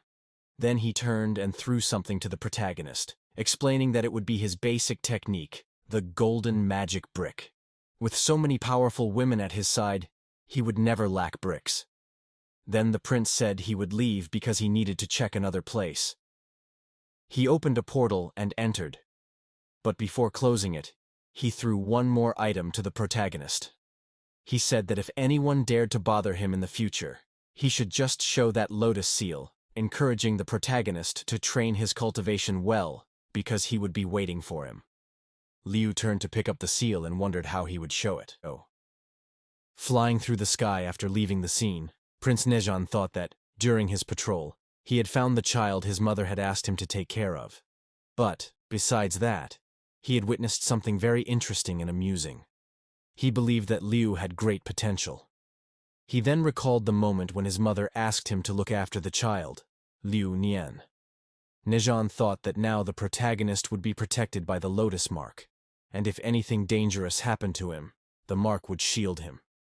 He then decided to continue patrolling, as a group of rats had sneaked into the small world of that game and needed to be cleared out. Meanwhile, in the Wanming Valley, inside the final boss room, some members of the Yuming Guild appeared. One of them, Jiang Ziwen, commented that he had recently learned that a true demon had infiltrated that game and asked his master to be cautious. The guild leader, Xiao Yanmo, replied that it was fine. They were descendants of the Fengdu underworld emperor, and that they could handle a few small fish. Looking ahead, some red eyes appeared. Two mage sisters stood before Yanmo and asked him to be careful. They were Xuanshihei and Bai, also members of the Yuming Guild. Some zombies appeared in the distance, and the two sisters activated their abilities, saying that as long as they were there, no one would get close to their master. One of the zombies roared, causing many others to appear. Jiang Ziwen then activated his sword technique and unleashed it on the zombie horde. Someone suddenly appeared, clapping. Hong Chao, a member of the Xingchen Guild. In the game world there were many guilds, but 6 of them were the most prominent. Another member of the Xingchen Guild commented that he had checked their guild ranking and saw it was just a small guild with 6 members. Hong Chao laughed at that, as indeed, there were only 6 members. Looking at the girls, he introduced himself and said he liked them. He thought this small, newly founded guild would be happy to join theirs, and that later he would try to recruit the 2 sisters. He then said that if they came with him, the items would be distributed equally. The other Xingchen Guild members said that being part of something led by Chief Hong was a great opportunity for the girls, and that by joining their guild they would receive many benefits. They then started flattering their vice president even more. However, Yan Mo became very irritated with the situation involving his subordinates, but he refrained from attacking, as Xuanshihei and Bai were already rejecting the man's offer. Curled up on the floor in fear, Hong asked what they were doing with the vice leader of a major guild. One of the Xingchen Guild members became very angry that the girls had refused to join Chief Hong and said he regretted not being born a woman, until a golden brick struck him on the head. Hiding behind his subordinates, Hong asked who had dared to launch a surprise attack on someone from such a renowned guild. Yan Mo simply observed in silence until Liu appeared, smiling, and said that it seemed the technique he had just learned wasn't quite perfect yet. He added that his golden brick hadn't hit a big animal but rather a small fish. Hong asked who the protagonist was and requested that he not get involved. Preparing more bricks, Liu replied that he was someone who liked to defend justice, then launched his bricks. Turning to the members of the Yuming Guild, Liu thought that this guild ranking might not be very reliable, so he used his Fire Eyes technique to analyze them. He realized that they all possessed a special ability from the city of Fengdu. He remembered reading in the book given to him by the Lady of the Baoa Tower that people from that city had special abilities that allowed them to summon beasts and even ancient heroic spirits. For such people, raising their guild rank would only be a matter of time. Meanwhile, the Xingchen Guild members were rolling on the ground. Hong got up and told them not to be afraid, as that technique cost a lot of money, and he wanted to see how much the protagonist was willing to spend. But Fang Qie appeared and asked, "Is that really the case?" stating that she was from the Fang group. Mei Zhao said she belonged to the Tang Dynasty restaurant group, and Shui said she was from a martial arts center whose family provided unlimited funds for Liu Fang. And so, the crazy and rich group of Liu Nian's girlfriends was formed. Chief Hong and his members were shocked to hear which families they belonged to. One of them even said those families were the most prominent. Liu prepared himself and said sarcastically, "What are you going to hit this time?" Then he threw one of his golden bricks at one of Hong's subordinates, who got angry with the protagonist and asked him not to be so ignorant. Confident, Liu replied that even if he was blessed by rich families, this was the game world, and having a large guild was an advantage. The protagonist threw a brick at each of the members who appeared, causing some to respawn and Hong to fall to the ground. People around were frightened and believed Liu would face retaliation for that. On the other hand, Liu just thought he had spent a lot of money using that technique and started picking up equipment dropped by other players to try to sell and make money from it. Fang told him not to keep collecting trash and said she was happy to be able to give him money. Mei Zhao said it didn't matter how much she spent on him, as long as Liu trained hard and reached the saint body. Shu ran to hug Liu and said that if he were her family's son-in-law, he would earn millions or even billions, which made Fang very irritated, telling Shu not to steal Liu Nian from her. Embarrassed, Liu wondered if this was what it was like to be fought over by rich women. The Shuangxia sisters thanked the protagonist for the help, and Liu said it was okay. Yanmo approached, introduced herself, and also thanked him. Liu then introduced himself and said the girls were all members of his team. Yanmo started analyzing the protagonist, noticing he didn't have a profession yet, but had an immortal-level skill. Despite a complex identity, she decided Liu was someone worthy of friendship. Then, both simultaneously asked each other if they wanted to join forces to defeat the boss. They sealed the partnership with a handshake. One of Yanmo's subordinates said they would have some difficulty resisting the boss's attacks because they had no members who could withstand them. Liu replied that this was easy to solve and explained that since the dungeon allowed a maximum of 10 people per team, they just needed to recruit 2 tanks. Fang offered money to any 2 tanks interested, and immediately several candidates appeared before the protagonist. Then Hong appeared again and said he wanted to see who would dare to join them. Anyone who accepted to join Liu would be blacklisted by the guild and eliminated every time they were seen. He reminded everyone that he had the best ninja on the server, making it hard to escape him. Confident, Hong thought anyone who messed with the Xingchen guild would be eliminated at any moment. The men gave up joining Liu's team because of that. Fang still insisted on finding someone and said she would pay the amount immediately, but the men kept refusing to join the team. Hong provoked Fang, saying it wouldn't help because if they were eliminated, they wouldn't get to enjoy the money. Mei Zhao and Shu were also outraged and said they would make Hong pay for that by hunting him everywhere. Confident, Hong said the threat of rich people in that world was irrelevant compared to the number of members his guild had, as it would only take a little effort to end them. Liu, who didn't mind not having a tank, had already thought of something that could even break the dungeon completion record. He believed he was the strongest there, even without a class, and that he could withstand the attacks easily. The men were stunned hearing Liu and then started laughing and mocking him. Yanmo approached the protagonist, said she believed in him, and invited him to try. At that moment, Hong proposed a bet. If the protagonist's team passed the dungeon, he would kneel and salute everyone and would not let his guild members bother them. But if the team lost, the 2 sisters would have to join his guild. Irritated, Yanmo said that was impossible. Hong began mocking Yanmo, saying he claimed to trust Liu and now didn't want to accept the bet. Then, he told them to join the Xingchen guild soon, as they had the best tanks. At that moment, a tank with huge and powerful armor arrived. His name was Fan Wencheng, level 28, and a member of the Xingchen guild. Hong held him up as an example, saying it had been only a few days since Wencheng joined the guild and became one of the strongest tanks on the beginner team. Liu threw one of his bricks at the tank and said he was just another one among many. Wencheng activated his shield, but the brick went through his defense and hit him directly, destroying the man's equipment. Angry, Hong said he would make sure Liu wouldn't leave the safe zone unharmed. Yanmo advised Liu not to mess with Hong's guild because they had the best assassin ninja. Liu replied that he didn't like people who used their influence for evil. Yanmo said she wanted to accept the bet so they could clear the dungeon on their own, believing in the protagonist's power and ability to complete the dungeon. Then Yanmo turned to Hong and accepted the proposal. The man agreed and said that if he didn't fulfill it, he would be struck by lightning and die without resurrecting. Suddenly, Hong was struck by lightning, leaving others confused. Yanmo smiled slyly, as he was responsible for it. At that moment, the protagonist decided to try to break the record since Yanmo had accepted the bet. He wanted to raise his reputation there, and so they entered the boss room.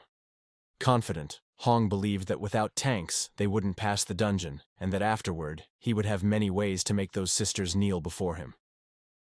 Upon entering the boss room, Yanmo says that, based on what he has observed, the boss will launch a powerful attack every 30 seconds, and if you're not a tank, you'll die within seconds. So, it's better to stay safe and have more than one tank on the team. He asks them to take turns using a life-saving skill to endure the boss's moves. Liu replies to Yanmo not to worry because when the boss attacks for the first time, his greatest skill is damage resistance. Yanmo says that our protagonist's skill is only level 4, and that he will need someone to heal him. So, he offers to heal our protagonist, since he can change class to a healer or summoner. Embarrassed, Yanmo says he will be Brother Liu's healer. The protagonist hugs Yanmo and says that, anyway, he will be able to heal himself. But besides clearing the dungeon, he wants to break the completion time record. Once again embarrassed, Yanmo says everyone will hear what Liu says. He then summons one of his beasts and says he will send a minion to draw the boss's attention. A laugh is heard, and everyone shouts that the boss is coming. A system message appears asking if they want to watch the boss's animation. Liu decides to watch to try to find clues to defeat the boss. He accepts, and the animation starts playing. A woman appears before the boss. Xiaoqian and Kaichen were lovers, and the two, along with the old demon of the Black Mountain, were from Liaozhai. The girl, crying, calls for her beloved, but the boss holds her captive and doesn't let her go. Yanmo and Liu are very interested in the animation, but meanwhile, the girls are quite annoyed.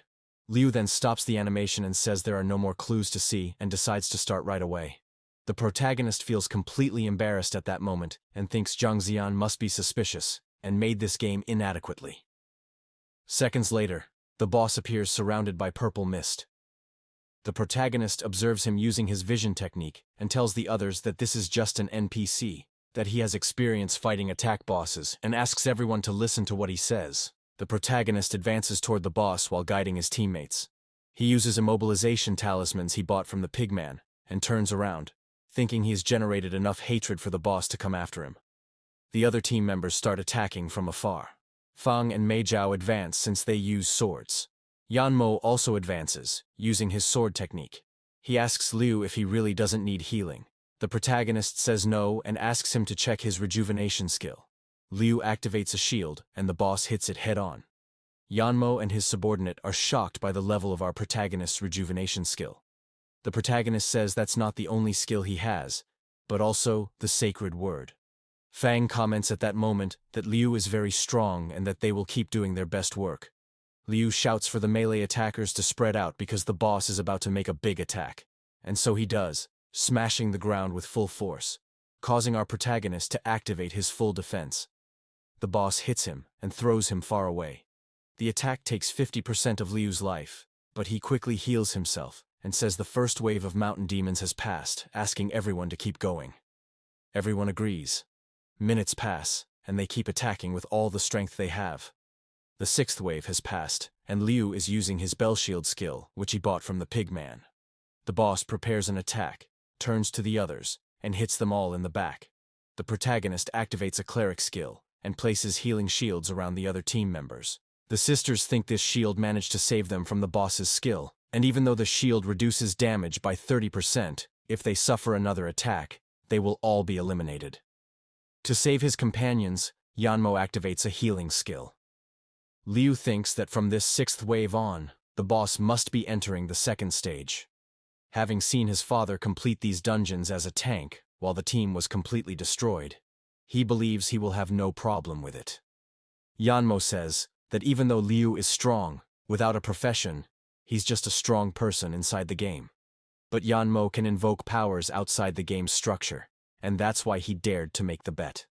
Yanmo begins to summon a powerful beast, and a giant symbol appears. Then, a beast starts to emerge from inside the circle. The sisters, seeing this, become worried about their master because if the summoning of this spiritual beast fails, it will backfire and damage the bloodline talent. Our protagonist is both confused and surprised, wondering what is going on. A gigantic beast appeared before Yanmo. It let out a roar so powerful that everyone felt an overwhelming pressure.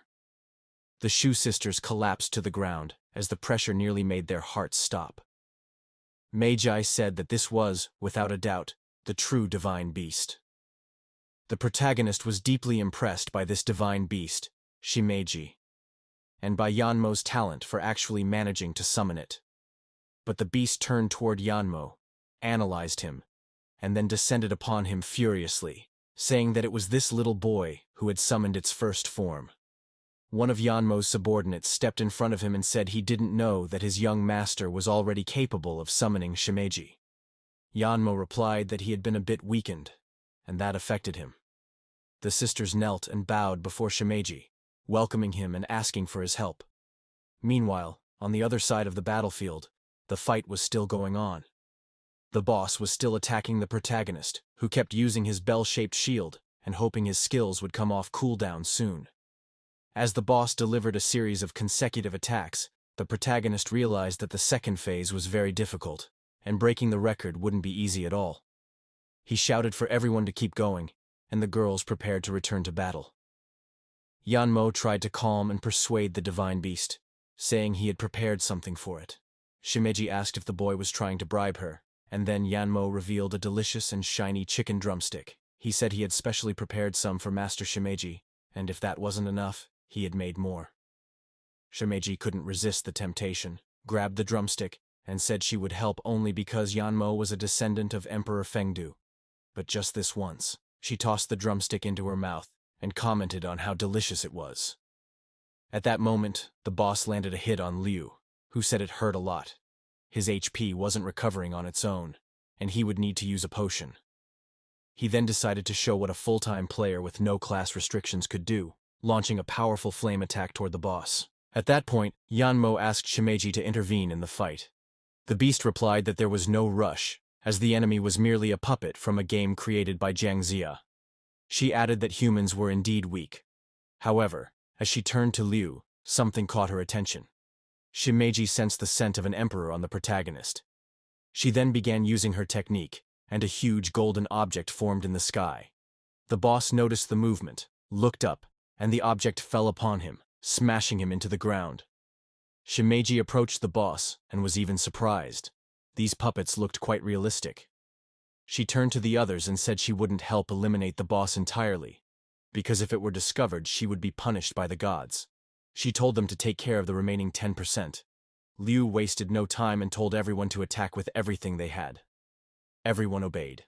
The sisters channeled their fire and ice powers. Fang urged everyone to hurry so they could break the record, and Magi and Shu launched themselves at the boss, using all their special techniques. With attacks coming from all sides at once, the boss's HP dropped to 0. Then, a system message appeared outside the boss room, announcing that the dungeon had been cleared by Liu's team. The traitor and Chao, who were outside, were irritated by yet another victory from the protagonist. Some people nearby got excited, while others grew annoyed by the achievement, especially since they had no healer or tank and were only 8 people. Frustrated, Hong said that Liu Nian had once again ruined his plans, and added that he wouldn't let Liu escape so easily. He turned to his subordinates and ordered them to call everyone so they could eliminate the group and steal their treasures. One subordinate tried to remind Hong of the promise he had made, but in a fit of rage, Hong told the man to obey without questioning. He then drew a knife and said he was a bad person, and that one should never trust what a bad person says. Finally, he declared that the Shuangsha sisters would be his. Still inside the instance, the girls ran to hug Liu Nian. They were very happy for having completed the dungeon. At that moment, everyone received various rewards, and the protagonist wondered what that green helmet of Ning Kaichen was. According to the item info, it greatly increased defense against players below level 50, and also activated a special ability that could block a fatal blow. The protagonist thought the helmet was quite strong. The only problem was its extravagant color. Yanmo thanked Shimeji for the help and said he was very grateful. Before leaving, the beast warned him not to be so careless, and said she had noticed his great talent. Because of that, she believed they would meet again often. She then said her goodbyes and stepped into the portal. The Shuangsha sisters also bid farewell to the giant divine beast. Looking at the beast walking away, Liu said he wanted to divide the items. He wanted to keep the materials and the helmet and said he would pay for them. Yanmo replied that brother Liu was really strong and could have handled the boss alone. He then said the protagonist could take whatever he wanted, and the rest would be shared or drawn among the others. He believed no one there would mind. Liu's enthusiastic girlfriends quickly said they didn't care. The protagonist replied that he would do so because he needed to save his father. He then began collecting the necessary items to activate the Phoenix Sword and others. He thought to himself that he owed them all a favor, and that he would open the newbie gifts and the lottery box once he returned to the Zhuanyuan tomb. Yanmo told Liu not to hesitate to take the items, as just meeting a player like him was already the greatest reward. After a while, Fang called everyone to leave the dungeon, and so they did, following toward the portal. Back in the antechamber, people started talking about Liu and his team, and that the Xingchen Guild was gathering to come and fight for the items. The protagonist then came across Hong and some people at his side. Hong threatened the protagonist, saying that if he didn't hand over the items and rewards they got in the dungeon, he wouldn't let them leave. He told his subordinates that Liu's team must be tired from fighting the boss and ordered everyone to attack. Annoyed, Liu asked if they were trying to take advantage of other people's exhaustion. Fang said she, Chu, and Mei Zhao would hold them off and told the protagonist to run.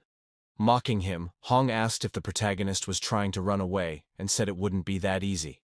Until suddenly, a lightning bolt struck from the sky once again. Yanmo, who was behind the protagonist, watched Hong and thought that he had already placed a curse, and if Hong broke the oath, he would be eliminated. Hong was struck by another bolt of lightning, this time much stronger, which incinerated and eliminated him. His guild members tried casting ice magic to soften the lightning's powerful impact, but it was too late. Hong fell to his knees, and his body began to fade away. Watching it happen, Yanmo thought that the fire he had summoned wasn't even pure, and that if it had been his mother, she would have reduced Hong to nothing. Hong's guild members wondered if he had been permanently eliminated and decided to check his in-game status. Since he was eliminated in a no-teleport zone, his body remained there. This left them shocked, as it meant the Vice Guild Master had truly been permanently deleted. One man then said this could only be the work of true demons. Startled, the people nearby asked what he meant by that. The man began explaining that once, someone from his guild had disappeared at Bibo Pool, and their leader discovered the game was actually a mix of fantasy and reality. The sisters from the Xingchen Guild said that those who break their oaths will be punished and burned to death, and that Hong got exactly what he deserved. People around turned to them and started running, claiming they were conspiring with demons and that they would report it to the game's GM. The protagonist covered his face and said it looked like they now had a problem. Yanmo apologized for having caused trouble for Liu and the girls, and said he would clarify things with the god in charge of that area and accept whatever consequences may come. Liu said it wouldn't be a problem, because if the god in charge was Zhang Guifang or Neja, he would speak with them himself. Yanmo warned the protagonist not to use the gods' names in vain, saying it was disrespectful. The protagonist approached him and replied that it was fine, since he knew them, but asked that this not be revealed to anyone. One of the sisters commented that, even if Liu was powerful, there was no way he could know the gods. Chu got irritated and said that just because the other sister had bigger breasts, it didn't mean she had to be so arrogant and speak that way about Liu Nian. Sarcastically, the woman replied, "Yes, they are bigger," and asked if she was jealous.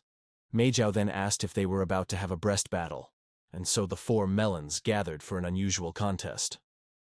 One of the sisters stares at Fang and says that a mere mortal like her couldn't possibly know Prince Neja. Fang, mocking, asks if she's jealous because her master never met the prince. The other sister replies that Fang speaks without knowing, since her master is a descendant of Emperor Fengdu. So how wouldn't he know the prince? Fang makes a face at them and asks why they don't keep talking. One of the sisters, irritated, says Fang is too reckless and moves toward her, but Mei Zhao steps in front and says she'll handle the defense. And so, a chaotic clash of various balls begins on the spot. Yanmo shouts that none of this matters and tells the sisters to fall back. A system message appears, warning that the administrator of that area is arriving. A light shines from the sky, and someone descends. The figure hits the ground at full speed, cracking it upon impact. The newcomer is General Rangsasa. She states that several people have reported someone communing with demons and that, if it's true, she will expel everyone from the area. Yanmo kneels and tries to explain that Liu had nothing to do with it, and asks her to let him and the girls go. Smiling, Rangsasa gives Yanmo a poor thing, and says he's too handsome and well-groomed to be involved with demons.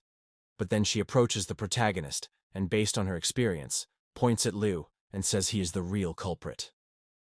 After analyzing everyone, she concludes that the protagonist doesn't have the aura of a descendant of a god, which made him seem suspicious. Fang, outraged by the accusation, charges angrily toward the goddess.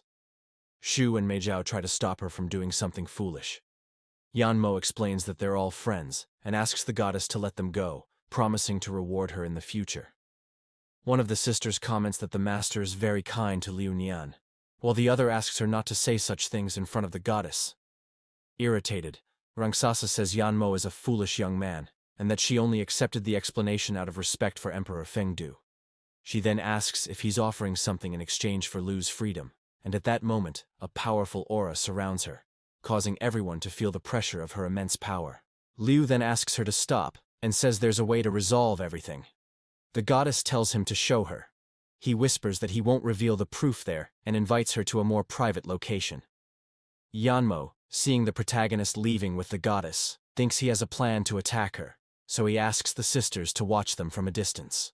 They agree, already curious about what Liu would do. Sometime later, in a more remote area, Liu turns to Rangsasa and says he'll prove he has no connection to demons. He then shows the lotus seal given to him by Prince Neja. The goddess is startled upon seeing the seal. The two sisters, hiding in a nearby bush, think Liu wouldn't dare attack a goddess. But then they witness a questionable scene. Seeing it, they wonder what the two are doing and, irritated, believe Liu is not a good person. They decide to warn their master to stay away from him. At that moment, the goddess inspects the seal more closely and confirms that it's not fake, and that Liu is indeed one of Prince Neja's protected ones. The sisters, traumatized by what they saw, think that if they keep watching, they'll be corrupted. Sometime later, Yanmo sees Liu and the goddess returning from the forest. He shouts, asking if Liu is all right. The goddess replies that it was all a misunderstanding, that everything has been resolved, and that she'll report the death as a bug, not related to demons. The protagonist smiles, relieved that everything was cleared up so quickly. The goddess then says goodbye, and mentions that she will continue patrolling other nearby areas. Liu picks up Fang, who was unconscious on the ground. She wakes up and asks where Goddess Rangsasa is. Liu says he has already resolved everything and that she's gone. At that moment, Chun runs over to hug him and says she's so happy she wants to kiss him. Mei Zhao, watching Liu, thinks that he really does have the lotus seal and that it's very useful. Since her family is weaker, she believes she should be the one to marry Liu, and silently apologizes to Fang. The sisters just shrug and say that the protagonist is a great charlatan. Yanmo says goodbye, saying they need to take care of some things and will go on ahead. Liu waves goodbye and invites Yanmo to meet again in another dungeon.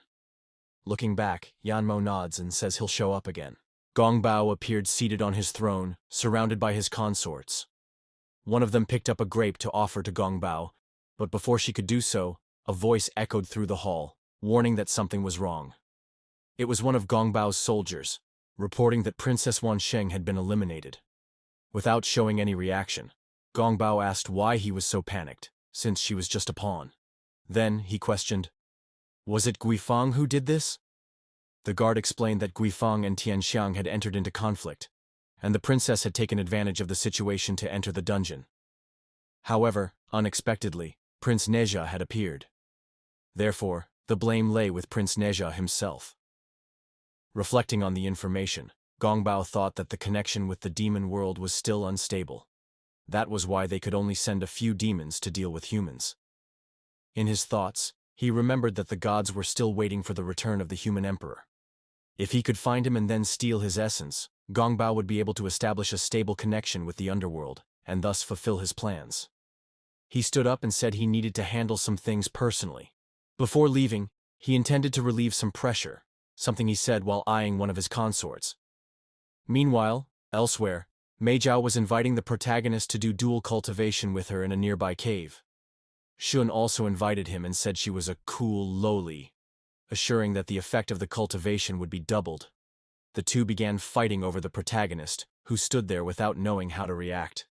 But then Fang appeared to put an end to the chaos, saying that she was already his wife and wouldn't let anyone take him from her. She leaned on the protagonist and asked if he wanted to go to the apartment with her so she could help him relax that night. Mei Zhao and Shun also offered themselves for that task, but the protagonist seized the opportunity to escape. He said he had a few things to take care of, and when he returned, he would go to Fang's apartment. He also asked them to call him if they needed anything. The three of them burst into tears as they watched the protagonist walk away, leaving them behind. A few minutes later, in a quieter part of the forest, Liu thought it would be best to return to the tomb and forge the phoenix sword, now that he had obtained the necessary items. Upon arriving, he shouted to announce his return and asked if anything was still missing. One of his consorts welcomed him and congratulated him on acquiring the required materials. Liu asked what that was behind them, and she replied that it was a furnace where he could forge the phoenix sword. However, it wasn't complete yet and might explode, so she asked him to wait a little longer until it was ready. Liu thanked his consorts for their hard work and said he would open some gift packs he hadn't opened yet, and so he did. He opened a level 20 jade pack, and a system message appeared, stating that a legendary reward had been obtained: the Star Tower. This tower absorbs demonic cores, brings them back to life, and seals them inside. The two cores the protagonist possessed were instantly sucked into the tower. He then remembered that these were the cores of the Hydra demon Zhu Tuchong and Princess Wansheng. Upon examining the item more closely, he discovered that it granted him the ability to use the power of the demon core currently sealed inside it, which made him very excited. He then decided to enter the tower to see what it was like inside, as he had heard it was beautiful, similar to the towers the gods lived in. He was instantly teleported into the artifact. Upon arriving, he found himself before a massive tower. He took the time to admire every detail, and was enchanted by everything. But something caught his attention: two silhouettes chained to pillars right in front of him. As he looked more closely, the protagonist was shocked to recognize one of the figures. It was Princess Wansheng. The protagonist decides to approach the two, since that was his territory and they couldn't harm him there. Suddenly, the assistant hands the protagonist a punishment item, an artifact that causes the punished demon to lose a piece of its soul with every hit.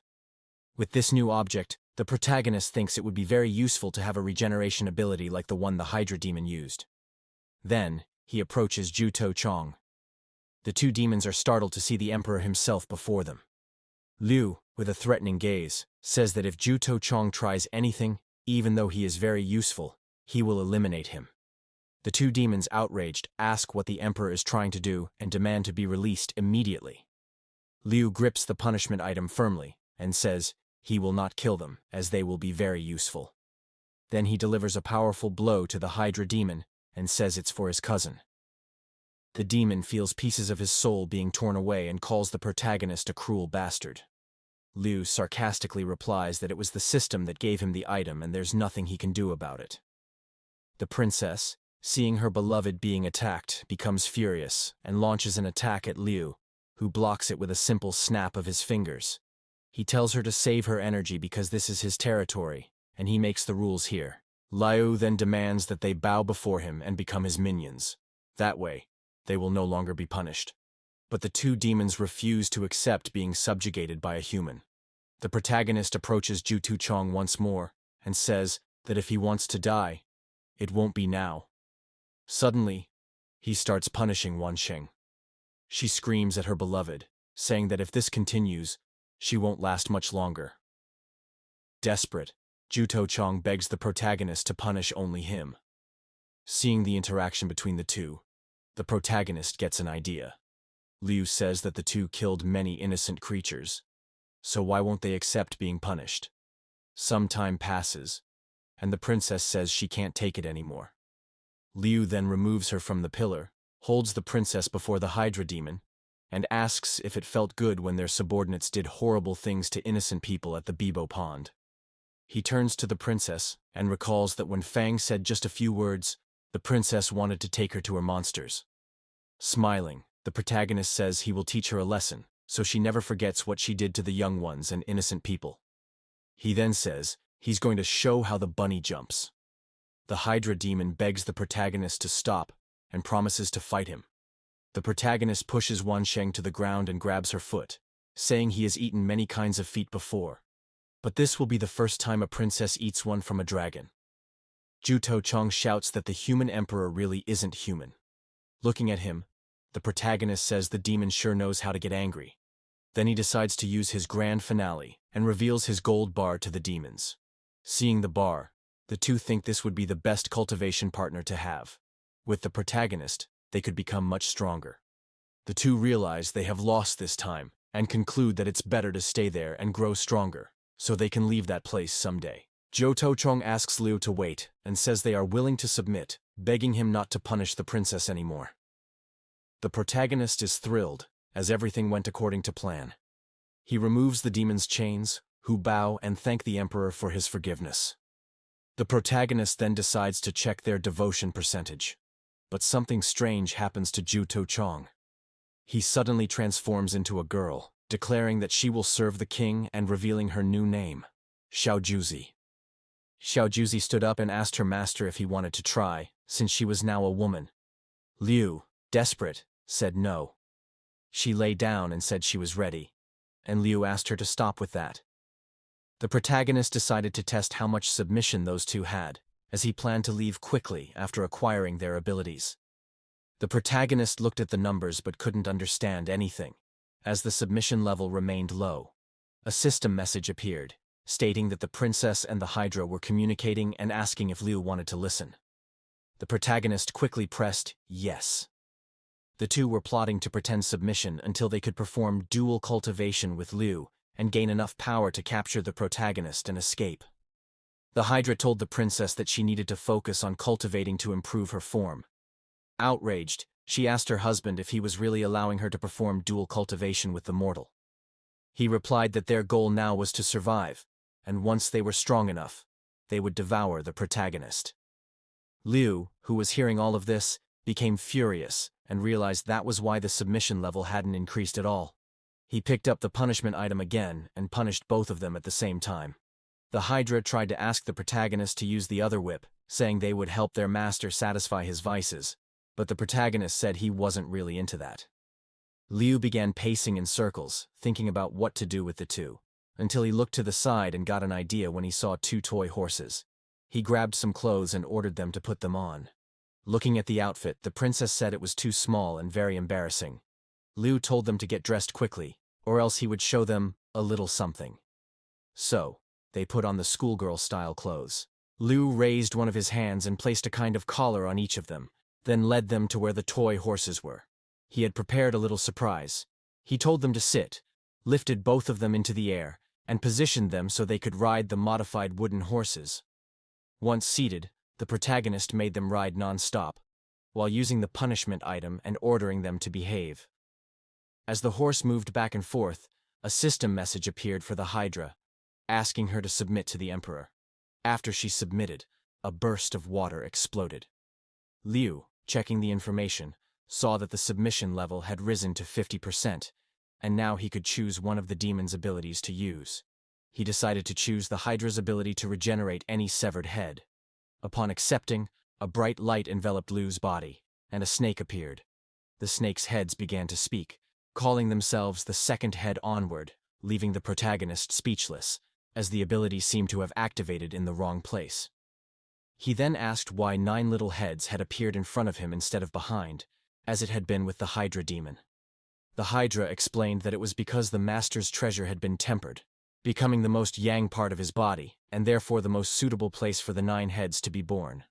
The protagonist quickly accepted his fate, and told the princess that if she didn't comply, he would make her release water. The snakes surrounded the princess at that moment, and a system message appeared saying that the princess's submission had reached 50%, allowing Liu to acquire another ability. He chose the princess's purple dragon ability and felt very satisfied with his new gains. While playing with the protagonist's snakes, the princess asks if they could do dual cultivation after these recent accomplishments. She brings one of the snakes close to her mouth, and the protagonist wonders what she is doing. The Hydra explains that those snakes can feel the same sensations as the master's great treasure. The princess continues playing with Liu's snakes, which become visibly shy from that kind of interaction. At that moment, the protagonist can barely contain himself as he watches the scene until the snakes begin to cry, thus ending the princess's teasing. Then Liu says he's leaving now, and that if they are unfaithful, he will punish them. They reply that they wouldn't dare, as they are absolutely loyal. The protagonist then says goodbye and mentions that Daji is waiting for him. The two bid farewell to their beloved master. The protagonist asks Niu where consort Yu is. Niu explains that they asked her to help him with his clothes and take him to the inner hall. A few minutes later, Liu arrives at the inner hall. He sees Daji and the other consorts sitting in front of the furnace, channeling their energies into it. Daji says the concubines have prepared everything for his return. Liu asks why they have to be like that just to forge a sword. Daji responds that forging a sword isn't an easy talent. The blacksmith must be in a state free of impurities, both in body and mind, clean inside and out. Yu tells him to place the materials and the sword inside the furnace, and so the protagonist does, putting all the materials and the sword in the center of the furnace. Liu deeply hopes that everything will work and that they'll successfully forge the sword. Daji says they now need to sit around the furnace and practice their martial arts, injecting energy and essence into the cauldron. Liu sits and focuses on circulating his energy and essence throughout his body. At that moment, he feels his body become lighter, and his breathing more stable, as if he were in sync with the concubines. Liu opens his eyes, and a bright light bursts from them. Daji tells her sisters that the Emperor's energy has been revealed and asks the 3 of them to work together. They do so, channeling even more of their energy into the cauldron. The furnace rises above them, and their energies begin to swirl around it. Daji warns that the sword and the materials have begun to merge, but at that moment, the furnace explodes. Daji tries to protect Liu, telling him to be careful. Despite the intense light from the explosion, Liu manages to open his eyes and sees the phoenix sword fully forged, revealing its true form. The 3 consorts bow, honoring the Emperor and congratulating him on his new achievement. Examining the sword more closely, he wants to see if it's truly sharp. He turns the sword to the side, and a powerful beam of light shoots from it, slicing through everything in its path. The protagonist is startled, as the strike nearly hits Niu, who was guarding the room behind the door. The consorts are amazed by the sword's power, and Daji explains that its edge is razor-sharp and cuts in every direction. Confident, the protagonist declares that any demon he encounters from now on, he'll be able to handle. Back in the game world, Daji disguised the phoenix sword as a regular in-game item, and now he could use it freely. He looked at his sword and thought it was beautiful. Meanwhile, aboard the flying cruiser of the Mianxi Firefly Guild, a man was welcoming the guild members in front of a crowd of people watching him. This man was the guild leader, and his name was Lu Guan. He told everyone that their hard work had earned the guild high-level equipment.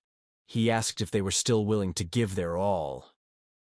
A man shouted that he wouldn't give up, and others followed, yelling that they didn't want to give up either. But a young woman among them seemed a bit confused about the whole situation.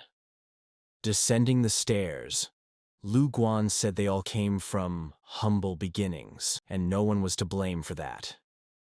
He approached the young woman, called her Number 7, and asked if she was willing to work like this for the rest of her life. Giving into the pressure, she shouted that she was. Lu Guan smiled as he heard the crowd ready to cooperate. Everyone began hugging and welcoming each other to the guild. Some said they were like a family, bound by love. Lu Guan raised one of his hands to draw everyone's attention. Looking out the window, he said they were nearing the guild's headquarters. He explained that the place was filled with abundant spiritual energy, with spirit stones and springs spread all over. If they immersed themselves for just 5 minutes, they would earn double experience for 8 hours. Everyone was excited about those benefits and began dreaming of all they could achieve. However, the president asked everyone to log out of the game and hand over their devices before entering the place, and he asked for their understanding. Everyone started handing in their gear because closing the game, their only line of contact with the outside world, would prevent administrators from tracking them. A suspicious girl handed over her phone, and the man carrying the box of devices informed Lu Guan that everything had been collected. They finally arrived at what was supposedly the guild's location. One of the men announced that just behind that cave was the guild's hall, where their dreams would begin. He asked everyone to follow President Liu. One of the new members said something felt wrong. Another said it was probably motion sickness from the trip. So, they continued into the cave. Lu Guan paused for a moment, then turned to them with an evil look. At that moment, one of the men activated an iron gate behind them, trapping them inside the cave. Number 7 asked what they were doing. With a sinister grin, the man told everyone not to be afraid and just wait for death. The girl asked the president if he wasn't going to take them to the springs. Suddenly, several portals appeared around Lu Guan. A face began to emerge from one of the portals, and a true demon appeared in front of them. Lu Guan bowed before the demon and said he would learn the art of white bones as soon as possible. The demon simply nodded. Lu Guan declared that all the others would become white bones, but requested that the female players serve another purpose. The demon simply told him to hurry, as they needed to leave quickly. With a dark smile, Lu Guan said he was hungry and launched a sort of slime toward one of the girls, trapping her with his strange power. The other girl, a secret agent from the Hong Kong chamber, lay on the ground and begged President Jiang to come save her soon. Sometime later, a group of women was flying nearby. One of them, named Jiang Shui, thought about how she had tried to contact Hong Yanya, but was glad there were still traces of her around. At that moment, Jiang Shui wondered what those people were up to. Looking at the bright blue sky, the protagonist was sitting on a tree nearby, taking a break after defeating some monsters. Suddenly, he saw a bunch of roses flying overhead. He quickly stood up and wondered why those people were in such a hurry. Could it be that the world boss had reappeared nearby? Everyone there began calling out for someone to save them as the demon approached. One of the men tried to get close to Hong Yanya, but she struck him hard in the lower parts. Lu Guan, who hadn't even begun what he planned to do, asked what was going on. He threw slime in Yanya's direction, and as she tried to defend herself, she said he would be punished for being a dishonest person. Surrounded by several men, she called Lu Guan a bastard. Suddenly, the men were hit by ice attacks. Jiang Shui had arrived at the scene. Crying, Yanya called out for the president. Lu Guan asked the demon for help to get rid of them, and the demon agreed, calling them a pile of trash. He raised one of his hands, and several spikes emerged from the ground, attacking them directly. The president, unshaken, held one of her followers while staring down the enemies.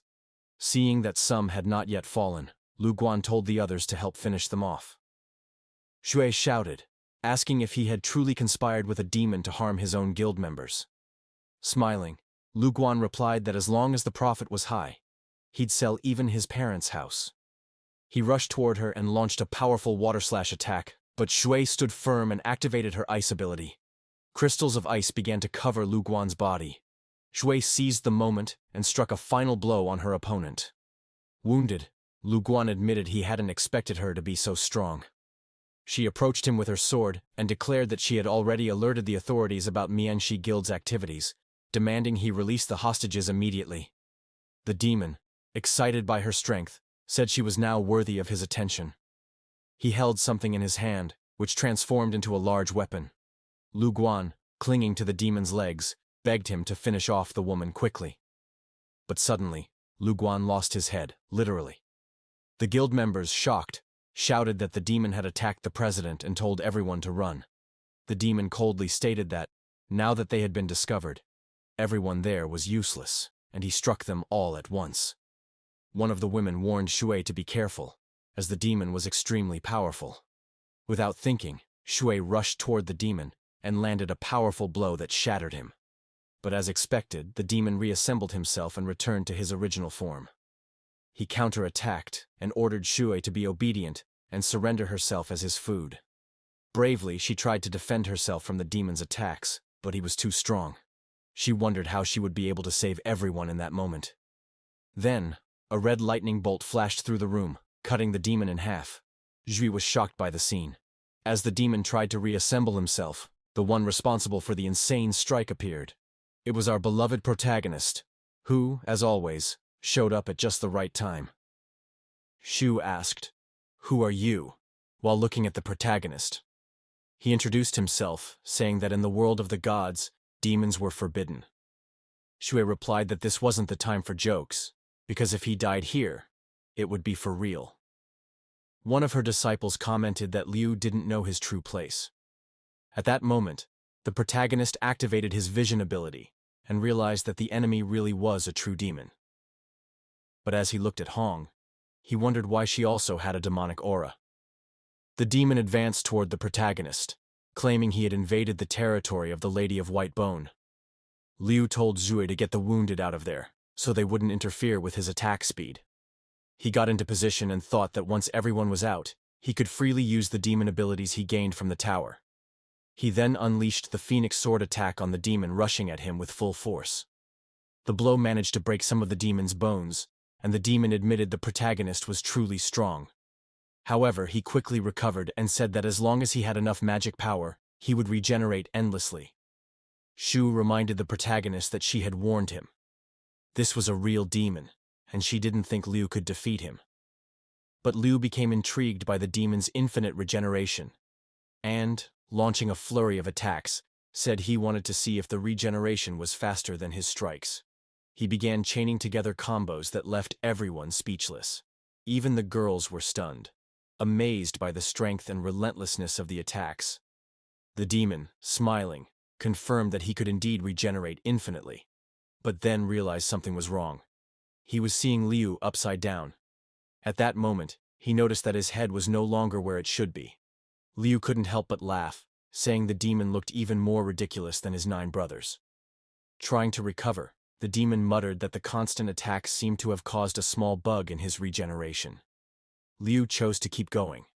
As he resumed his attacks, the demon attempted to bribe him with the technique of the Lady of White Bone, but Liu refused, saying he wasn't interested. The demon insisted, claiming it was a rare opportunity, and that Liu shouldn't waste it. But Liu kicked apart his remaining bones and finished him off. From a distance, Shui stared at Liu. She suddenly remembered something.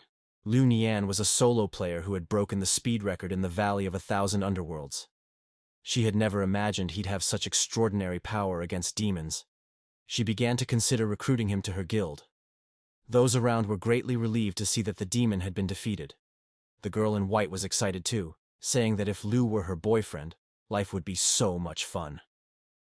Hong approached Shui and thanked her, saying she had saved them. The protagonist, glancing sideways, thought again about the strange aura surrounding Hong. He could smell a demon, but couldn't quite see what she really was. Deciding to investigate, he unexpectedly approached Hong. The girls were startled by his sudden movement. Shui drew her sword and stepped in front of Hong, asking Liu what he intended to do and if he was crazy to attack a member of her guild. Hong hugged Shui, crying, and begged for help, saying she had just escaped danger and was now being targeted by a lunatic. She pointed at Liu and claimed he wasn't a good person, that before all this, he had tried to kidnap her, but she managed to escape, and now he was angry and wanted to kill her. All the girls in Zhue's guild were furious upon hearing that, even saying that there were no good men left in the world. Zhou, at that moment, wondered if Liu had really done it. Even though Hong was her closest relative, she felt like something wasn't right. The girls surrounded Liu, shouting for everyone to protect Vice President Hong Yan. The protagonist smiled and said, "The truth is that you're a demon, and if you want to spread lies about me, I'll show you what it means to be a true wolf." Shui hugged Hong, who was still crying, and told Liu she would look into the situation calmly. But for now, she asked him to leave, since he had saved everyone. Shu's disciples didn't want to let the protagonist go so easily and demanded he pay for the crime he supposedly committed. At that moment, Hong stared at the protagonist with glowing red eyes and a wicked smile forming on her face. We'll continue in the next episode. For more videos like this, subscribe to the channel and turn on notifications. See you next time.